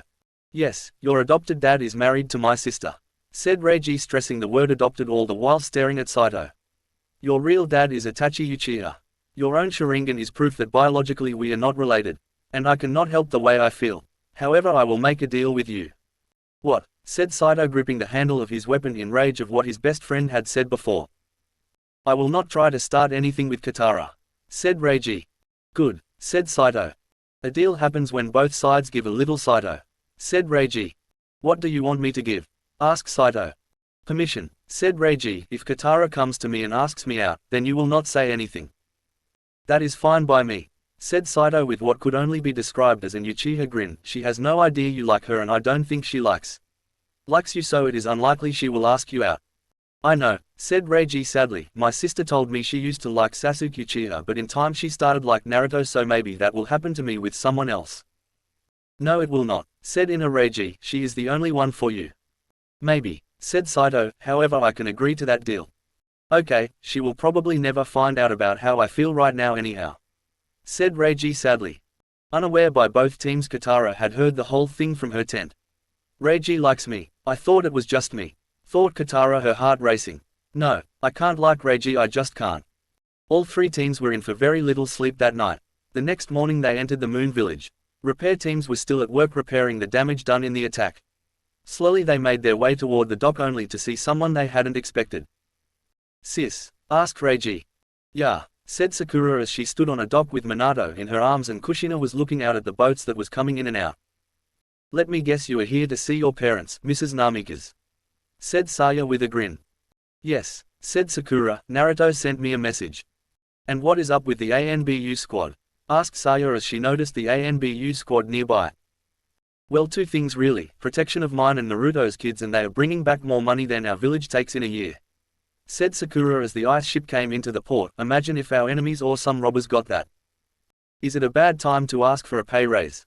asked Saya with a grin. "I think I see them," said Rin Haruno as she stood on the deck of the ship looking out at the gathering of people on the shore. "Yes, I think it is them," said Kane Haruno as he gripped onto the edge of the ship with all his might. "I am just glad we are at shore." "You hate the ocean, don't you?" asked Rin. "Was your first hint the fact that I was throwing up?" asked Kane. "You can deal with it for another minute," said Rin to her husband. At the same moment near the pass, Naruto and the other leaders gathered around a map.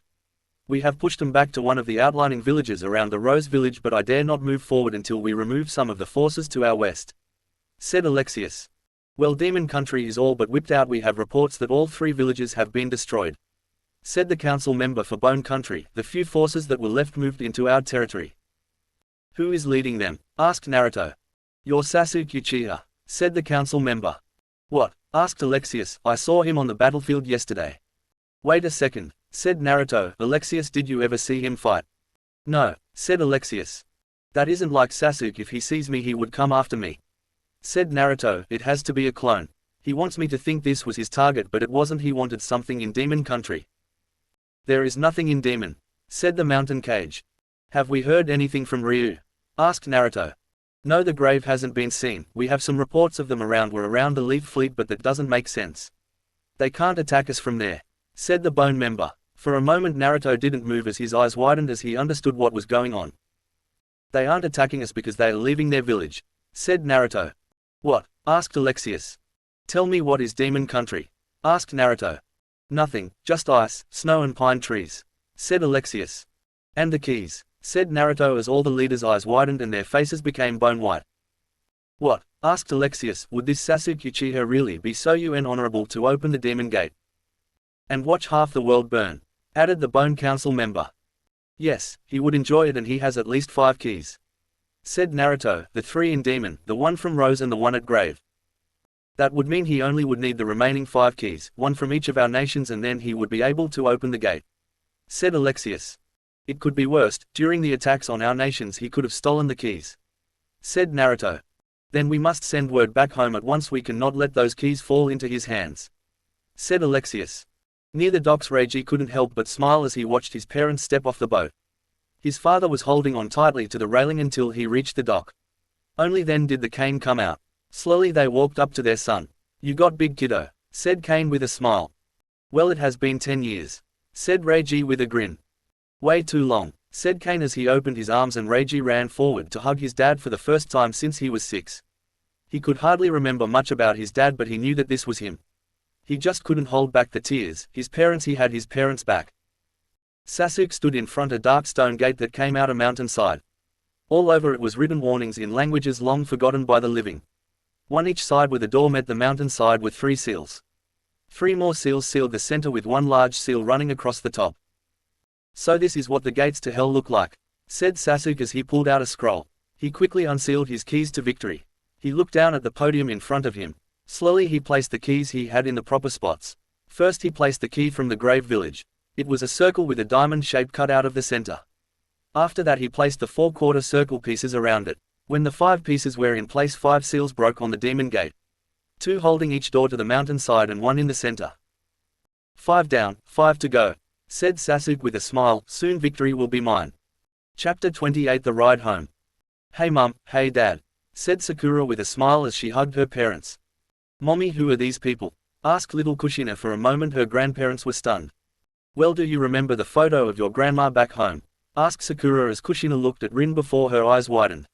"That is Grandma?" asked Kushina. "Yes," said Sakura as Kushina ran over and hugged her grandma. "Hello, Grandma," said Kushina as looked up and smiled. "Well, you have grown. Last time I saw you, you were still in dippers," said Rin. Yes, I am a big girl now, said Kushina. Yes, but I bet you will always be your daddy's little girl, said Kane as he looked at his granddaughter for the first time. Yeah, said Sakura as she remembered how Naruto acts around his kids. She couldn't help but smile as she remembered years ago before Minato was born the time she came home from work on one of the few days Naruto had off to find Naruto asleep on the couch with a sleeping Kushina on his chest. Naruto always says Kushina looks so much like me, but she looks so much like Naruto to me, thought Sakura. Her smile is Naruto's smile, a pure smile. And who is this? Asked Kane as he walked over to look at Minato, who was back in his mother's arms after a brief stay with Katara. Well, this is Minato Kane Namikaze, said Sakura as she said her son's full name. Her dad smiled as he heard his grandson had his name for a middle name. Naruto wanted to name him after you and I wanted to name him after his dad, so we settled on Kane being the middle name. I am honored anyway, said Kane. Do you want to hold him? Asked Sakura as she held out her son. Kane slowly took his grandson into his arms. Hello Minato, said Kane as he looked at his grandson more closely. He has my red hair. Or it could come from Naruto's mother, she had red hair, said Rin. On the edge of the dock, Saya, Katara and Saito stood watching the scene play out. It is nice to see a family reunited, said Saya. We are a family, said Saito. I don't even know these people. Saito, face the facts, those are Reiji's real parents, dad isn't his father, said Katara. Hell, if you want to get tactual, Reiji is dad's brother-in-law. If you want to get even more tactual, once you guys are not related to Reiji or Naruto. Also, once you turn 17 you can ask to be separated from Naruto and you can take the Uchiha name, said Saya. Why would we want that name? Asked Saito as he crossed his arms. I was actually leaning toward taking the name, said Katara as Saito's head snapped toward his sister. What, you want to have the same last name as a monster who started a war? Asked Saito. No, but you have to remember an entire clan can't be bad, said Katara as she glared back at her brother. I want to try and give the clan a good name. Because let's face it, we are not Namikazes like Dad, Sakura and their kids, or Harunos like Reiji. We are Uchihas. I can't believe you said that, sister. We have lived together for 10 years, we are a family, said Saito. I never said we weren't, said Katara. You have to be related by blood to be a family, said Katara. I am going to go talk to Shikamaru, said Saya as she walked over to Shikamaru, who was making sure the money and other supplies taken were unloaded safely. While they had been placed in scrolls, there was a lot of them. Yeah, Saya, said Shikamaru. I see everything went well, said Saya. Yes, said Shikamaru, we left the leaf in the middle of a riot, it was entertaining to say the least. I bet, said Saya as she reached into her vest and pulled out a letter. Your wife gave me this before I left. It seems she figured out your plan and wants you to deliver this. Have you figured it out? Asked Shikamaru as he took the letter. Pretty much, you tend to follow the same pattern in a game of chess, said Saya. Based on what you tend to do, I am pretty sure of your plan. You and Temari are probably right, said Shikamaru. Well, all three of us are geniuses, aren't we? Asked Saya as she looked at the village chess champion. Their game last year lasted 3 hours and came down to a couple of pawns, but he won. Just make sure you finish this game in time for the Ice Village chess tournament. I want to take back my title. We will see, said Shikamaru with a small grin. Over the years Saya had become best friends with Temari and Sakura. Next time you see Temari, tell her I love her. I'll tell her, said Saya. You know your little girl is going to ask where you are. Yeah, said Shikamaru. He hated the fact he was away from his family, more so since Temari was pregnant. She will understand. Can you make sure this cargo gets back to the ice? Sure, you better hurry off. The sooner you carry out your plan, the sooner you can be with your family, said Saya. What is our damage? Asked Danzo as he looked around at the ANBU captains. We took heavy damage. We managed to get the perimeters up, but not until around. The Uchiha compound was burned down, said the ANBU. The Uchiha kids? Asked Danzo. They are fine, said the ANBU. What of the Harunos, did we find them? Asked Danzo. No, they appear to have gotten away along with 90% of the Leaf Village Trading Company holdings, including a shipment of weapons that was bound for the war, said the ANBU. We need to crack down hard on everyone who crossed the walls into areas they were not allowed to be, said Danzo. We are looking, sir, but there were so many people who crossed the lines that it will be hard to pick out a single person, said the ANBU. I didn't ask for excuses, I want them, snapped Danzo. You have no idea how bad things are now. We lost a lot of money and we are waging a war. Then maybe we should end the war, said an ANBU. Kill him, ordered Danzo. For a minute the ninjas didn't move. Did I stutter? Do it or I kill you all. Sorry, said an ANBU as he cut his fellow ANBU in half. Anyone else want to give me advice on what to do? Asked Danzo. No sir, said all the ANBU. Good, said Danzo. I am so happy there is a train. I don't think I could have walked to your village, said Kane as he sat in the train car. Yeah, it really makes it easier to get around, said Sakura. Reiji. What is it Katara? Asked Reiji as they sat on the other side of the car from Kane, Rin, his sister and his nephew and niece. How did your dad hurt his leg? Asked Katara. Well, it happened before I was born, but from what I know it happened while he was in charge of a cavern of food for the trading company he worked at, said Reiji. Apparently there was a riot as people tried to get the food in there. They pushed over a cart full of food and it fell on his leg. He was lucky to even have his leg. So they attacked the person bring him food? Asked Saito. No, he was in charge of taking the food away from the local farms which was owned by the company, said Reiji. They were taking food away from a starving village? Asked Saito. The Hyugas in charge only cared about money, and at the time they could sell the food for a higher price in the ninja villages than they could in the farming village, said Reiji. Why would your dad do that? Asked Saito. To save my sister's life, said Reiji. At the time she was in prison for speaking out against her master's death. He was worried that they may kill her, as he told me a goodsman's first job to keep his family safe no matter what. I see, said Katara. He had to do something bad in order to protect his family. So what is the story behind Katara and Saito? Asked Kane as he looked to the back of the car where the three teens were talking. What do you mean? Asked Sakura. They are the kids of Kya, a woman Naruto knew. As in they are his kids? Asked Kane, because I thought you and Naruto were in love. We are dad, said Sakura as she placed her hands over Kushina's ears so she couldn't hear. Kya was one of Naruto's friends who was raped, and after she died in childbirth Naruto took them in. I see, said Kane. Do you know who their father is? They look familiar. Itachi, said Sakura. Uchiha? Asked Rin. Yes, we confirmed it by using some of Sasuke's blood to confirm they are related, said Sakura. Does Sasuke know? Asked Rin. We know he does, said Sakura. I also know for the fact that Reiji has a major crush on Katara, the girl with black hair. Really? Asked Rin as she looked at her son. How much? As bad as Naruto was with me, only he hasn't asked her out, said Sakura. What about Katara? How does she feel about him? Asked Rin. Well, she may not have the Uchiha last name, but she is almost hard to read. But yeah, I think she likes him, said Sakura. It will be hard on Reiji to move into with you guys. Yeah, we will give him as much time as he needs, said Rin. I mean, you and Naruto have acted like his parents longer than we were. Mum, he always knew you were his parents and he never called Naruto or I dad or mum, said Sakura. You are his parents, it will just take some time. In the villages of Mountain, Moon, Bone, Blade and Ice, ANBU's team rushed toward where the keys to the Demon Gate located. Open it, said the ANBU captains to the guards standing outside the maximum strength safes. Slowly 5 doors opened, and of those 5 doors 3 of them were empty. Only the Blade Village's key and the Ice Village keys were still in their safes. 3 of the other keys were gone. You're late, said Sasuke. It took time to get here. We didn't want any of their forces to spot us, but we got their keys we stole during the attacks on the villages, said Shino as he appeared beside Sasuke at the Demon Gate. Do you have them all? Asked Sasuke. No, our Blade operation was killed before they could reach the key. Same goes for the Ice, said Shino as he handed 3 move quarter circle keys to Sasuke. I see, said Sasuke as he placed the keys in and 3 more seals broke, now only a center seal and the one running along the top. We will leave at once to get the remaining keys, said Shino. No, I have a new mission for you, said Sasuke. You are going to take command of the army in Demon Country. I need you to push deeper into Ice Country.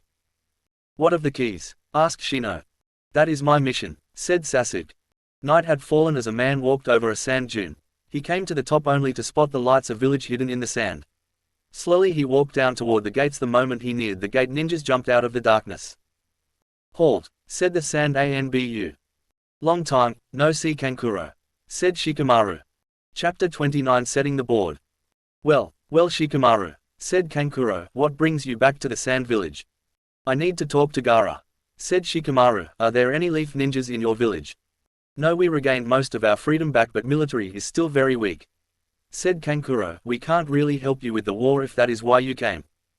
Isn't that Gaara's final say? Asked Shikamaru to his brother-in-law. Yes, but I am still his ANBU captain, said Kankuro. I just need to talk to him, said Shikamaru. Well, like it or not, you a family. How is my little niece doing? Asked Kankuro. Good, soon she will have a little brother or sister, said Shikamaru with a grin as Kankuro's eyes widened. Temari told me a few days ago, that is why I want to end this war as fast as possible. I don't want my child born during a war. He will talk to you, but let's wait till morning. He hasn't gotten much sleep since the kid was born, said Kankuro. Meanwhile, the train was pulling into the ice village train yard. Welcome to the ice village, Mum and Dad, said Sakura. You can spend a few days with us. It will be crowded, but we will manage. Thanks, dear, said Rin. I'll cook you guys anything you want. Maybe Reiji will like some of my seasoned fish. Reiji just looked at his mum with a sick look on his face. What? I hate fish, said Reiji. What, you couldn't get your fill of it as a kid? Said Rin. Well, I grew up, said Reiji as Katara and Saito jumped off the train. He really has changed, said Rin sadly. Mum, it has been 10 years, said Sakura. Just don't worry, in time you will know everything. No, I will not, said Rin. He is a 16-year-old ninja now, and this is the time they normally get ready to move out. You moved into an apartment with Ino when you were 18, and you only moved back because of what happened with Tsunade and Danzo. She is right, they normal move out around 17 or 18. Hell, I remember before the war Saito and Reiji were talking about getting a place together. Thought Sakura. They have lost a lot of time with their son, he may be a stranger to them now. Lady Namikaze, I have a message from your husband, said an ANBU as he handed a message to Sakura. Thank you, said Sakura as she took the image and quickly read it. Her eyes widened as she read each line. Saya. What? Asked Saya as she walked up from overseeing the unloading the money. Sasuke is going after the keys to the demon gate and already has 5 if not more of them, said Sakura as Saya's eyes widened. What? Asked Saya as she turned toward the Anbu. Do we still have our key? Yes, said the ANBU. Good, I want to guard it if possible, said Saya. That is your orders. Naruto wants your team along with the ANBU teams in the ice to protect the key at all costs, said Sakura. We don't need Chunin, said the ANBU as Saya and Sakura glared at him. If it wasn't for the fact that Naruto wants them to take it easy, they would be Jonin level, said Sakura. They are the best upcoming ninjas in this village. So it is decided on our plan, said Naruto as he stood along with the other leaders. My second in command will head toward the Rose Village to liberate it, while I will lead my personal forces toward Demon Mountain, said Alexius. We will take it, so even if Sasuke gets the 2 remaining keys, he will not be able to open the gate. Mountain and Bone are going to retake the parts of our homeland that has fallen under their control, said the Mountain Council member as the Bone member nodded his head. I will take what forces we have and head toward the Mizue Tunnel, said Naruto as he pointed toward Mount Mizue on the border with Ice and Demon Country. Under the mountain was the tunnel, which was the fastest route from Demon Country to Ice Country. There are reports of Leaf forces in the area, and it is near the last confirmed sighting of Sasuke. Our forces are preparing to move out, and we will leave the moment I return to the village, said the Moon Cage. Good, just make sure you cover my forces from the sea, said Alexius. I am just worried that your ninjas will not be able to keep up, said the Moon Cage with a grin. Alexius, how are you going to keep your key safe? Asked Naruto. I have sent my best team back to guard it. You? I have Saya and my kids watching it, said Naruto. Your kids? Asked Alexius. Well, it is manly Saya. I want my kids to be at home, and if I hadn't come along, Saya would be the Asukage instead of me, said Naruto. I see. I would call you weak for not putting your best Chunin team in the field, said Alexius. Then what would you call me? Asked Naruto. A father, said Alexius. A father who is looking out to keep his kids safe. That is what I call you, my friend. Thank you, Alexius, said Naruto as he held out his hand. Alexius grabbed Naruto's lower arm in a traditional Blade Village handshake. Naruto, you are possible the only one ever born outside the Blade Village who I would consider to be one of the brothers of the Blade, said Alexius. Thank you, but I am not as fond of war as you guys seem to be, said Naruto as Alexius laughed. Naruto, I hate war as much as everyone else, but by training for it all the time and making our village so strong in battle, that means the chance of us being attacked goes down and we have more days of peace than war, said Alexius. Makes sense. No one really wants to fight you because of what you guys can do on the battlefield, said Naruto. Well, I better get going. The sooner I get to the Demon Mountain, less of a chance Sasuke can open the gate, said Alexius.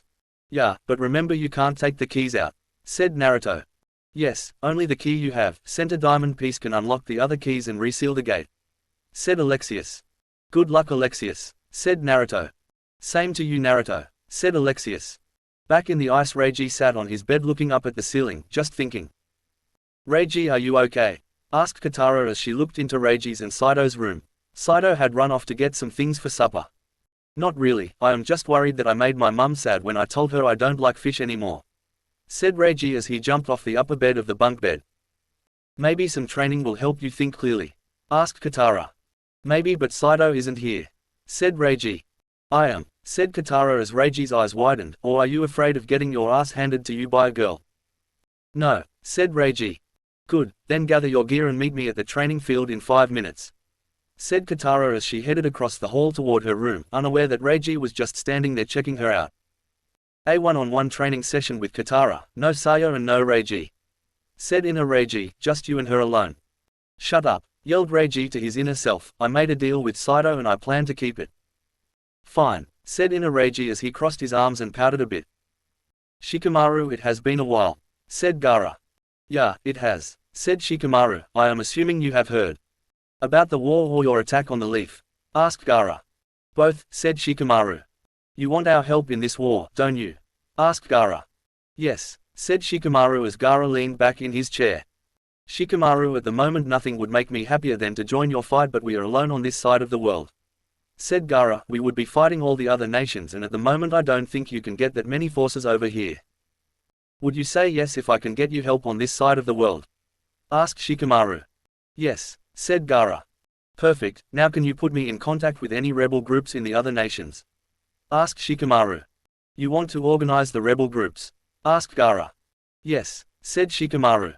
Hate to tell you this, but the groups in the Rock and the Lightning hate each other almost as much as the Leaf, said Kankuro. Kankuro, someone just has to sit them down and explain to them that the enemy of my enemy is my friend, said Shikamaru. We will put you in contact with them and if you can get them on your side we will join you, said Gaara. Gaara, you know we don't have the forces to take on the Leaf, said Kankuro. Yes, but if we sit back then in time Sasuke will come down after us and we will be alone, said Gaara. So how do you want to do this?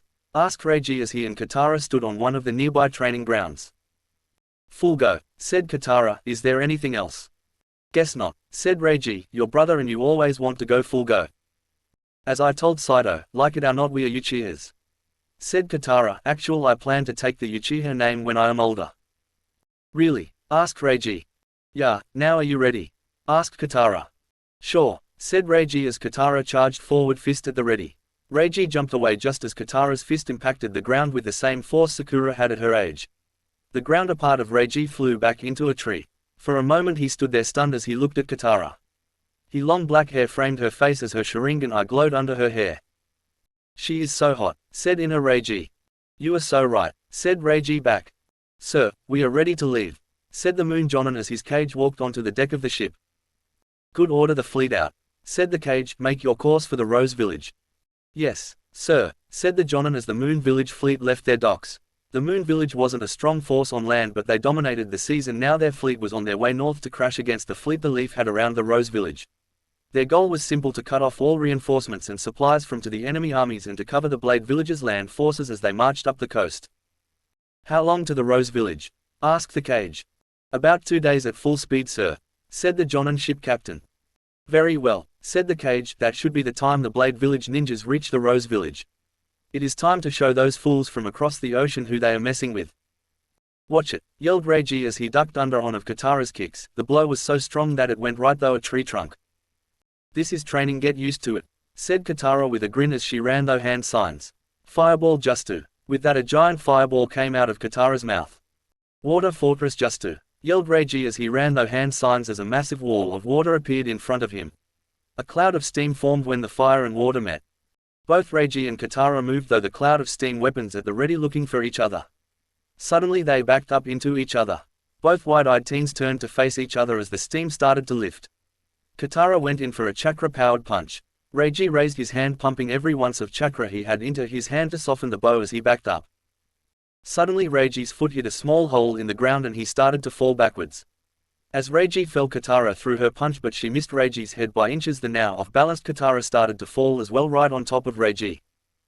Reiji's body hurt from the impact of the ground, and what he had to guess was Katara's elbow in his ribs. However, that wasn't the important thing at the moment. Katara was one top of him. They were so close there was a paper-thin space between their noses. Katara's long dark hair cut off most of the light as Reiji looked in her still Sharingan eyes. Katara disengaged her Sharingan eyes as Reiji looked in her normal dark eyes. However, there was a warmth in those eyes. "Reiji," said Katara in a soft smooth voice. "Yeah," said Reiji as his heart raced in his chest. "You and my brother talk too loud when people are trying to sleep," said Katara as Reiji's eyes widened as he realized she had overheard him telling Saito how he felt about her. "You heard that?" asked Reiji. "Every word," said Katara as Reiji's heart went faster than even he thought possible. "Including the deal you made with my brother." "I am sorry, Katara," said Reiji. "Yes, you should be," said Katara as Reiji's heart stopped. "Crap, she is flirting with me, so it will hurt more when she is kicking my ass for liking her," thought Reiji. "Now I have to make the first move," said Katara as she moved closer to Reiji. Reiji's eyes widened as he felt Katara's hot breath on his lips. "Yes, thank you God, it is about to happen," cried both inner and outer Reiji. "Katara, Reiji, where are you?" yelled a voice as Katara looked up to see her brother coming. "Crap, I am going to kill him," said Katara before looking down at Reiji. "Looks like we will have to pick this up some other time, but at least you know how I feel." No, we were so close. We were so close," said inner Reiji as Katara stood up before helping Reiji up to his feet. "We are over here," yelled Katara as Saito ran up to them. "There you are, Sakura wants you guys back at the house," said Saito before eyeing a blushing Reiji. "Did something happen?" Just an accident, I sort of fell on Reiji during a sparring session," said Katara. "Okay then," said Saito as he eyed Reiji. "Let's go home." In a nearby tree watching the three teens leave the field was a man. He had watched the teens as soon as they entered the field. "Interesting," said Sasuke as he deactivated his Sharingan eyes, "so Itachi's daughter and the pink idiot brother like each other. That may be useful, however it will have to wait. I need the Blade Village's key before Naruto's key. So I will deal with them later." Chapter 30 War Around the World. Naruto and his ninjas ran through the half-frozen grasslands of northeastern Bone Country. The area was a scores of conflict in the world. The land was claimed by Bone, Demon and Grave, however at the moment Naruto didn't care. He needed to find the Leaf forces in the area, supposedly under the command of their Hokage, Sasuke Uchiha. "I should have just killed him, it would have made the world a better place," thought Naruto. Flashback. "Just kill me," said Sasuke as he lied in a pool of his own blood. The 16-year-old Naruto was standing over his friend with a bloody sword in his hand. "No," said Naruto, "I made a promise to bring you home." "To that hellhole," laughed Sasuke. "If you bring me back there I will make sure you pay." "Just shut up," said Naruto as he placed a healing pad to stop the bleeding on Sasuke's chest. End flashback. "I should have listened to him and ended his life. I am reasonable for everything Sasuke did since that day," thought Naruto. "I may have been banished, but Sasuke wouldn't have become the Hokage and this war may not have happened." "Sir, we are approaching border with Demon Country," said an ANBU as Naruto looked up to see a large river that marked the border between Bone and Demon Country. "Okay," said Naruto. "Sasuke, next time we meet I don't care if we used to be friends, I will end your life." Back in the ice, Reiji loaded another box up with his things. His parents had found a nice place. He was going to spend 2 more nights here and then he would move back in with his parents. The only problem was it was across town, and true he could cover the distance in less than 10 minutes, it was far away. It had been 3 days. 3 days since his parents had come over from the Leaf and 3 days since Katara had almost kissed him. However, after that she had made no moves toward him. In fact, she acted like it hadn't even happened. "What is up with her?" thought Reiji. "She almost kisses me and then acts like nothing happens. What is up with her? She is a woman, what more can you accept?" said inner Reiji. "They like to toy with boys." "I don't think Katara-chan would do that," said Reiji. "Reiji," said Saito as Reiji snapped back to reality. "What?" asked Reiji. "You are really moving back with your parents?" asked Saito as he walked over to one of the chairs. "Well, I can't stand your snoring anymore," said Reiji with a laugh as Saito shook his head. "Well, anyway, it is only for like a year," said Saito. "Then we will have our own place." "Yeah," said Reiji. "Okay, now I have to ask, did you break our deal about my sister?" asked Saito. "No, I have made no moves toward Katara," said Reiji. "She made a move on us," said inner Reiji with a smirk. "What about the incident at the training field?" asked Saito. "Look, we have been through this. I fell and she lost her balance when she threw a punch and landed on top of me," said Reiji. "It was an accident, not an incident." "Okay," said Saito. "Okay, now will you handed me the photo of your sister that I keep under my pillow?" said Reiji as Saito reached toward the pillow only to stop once he realized what Reiji had said. What? Yelled Saito as he turned around to face Reiji.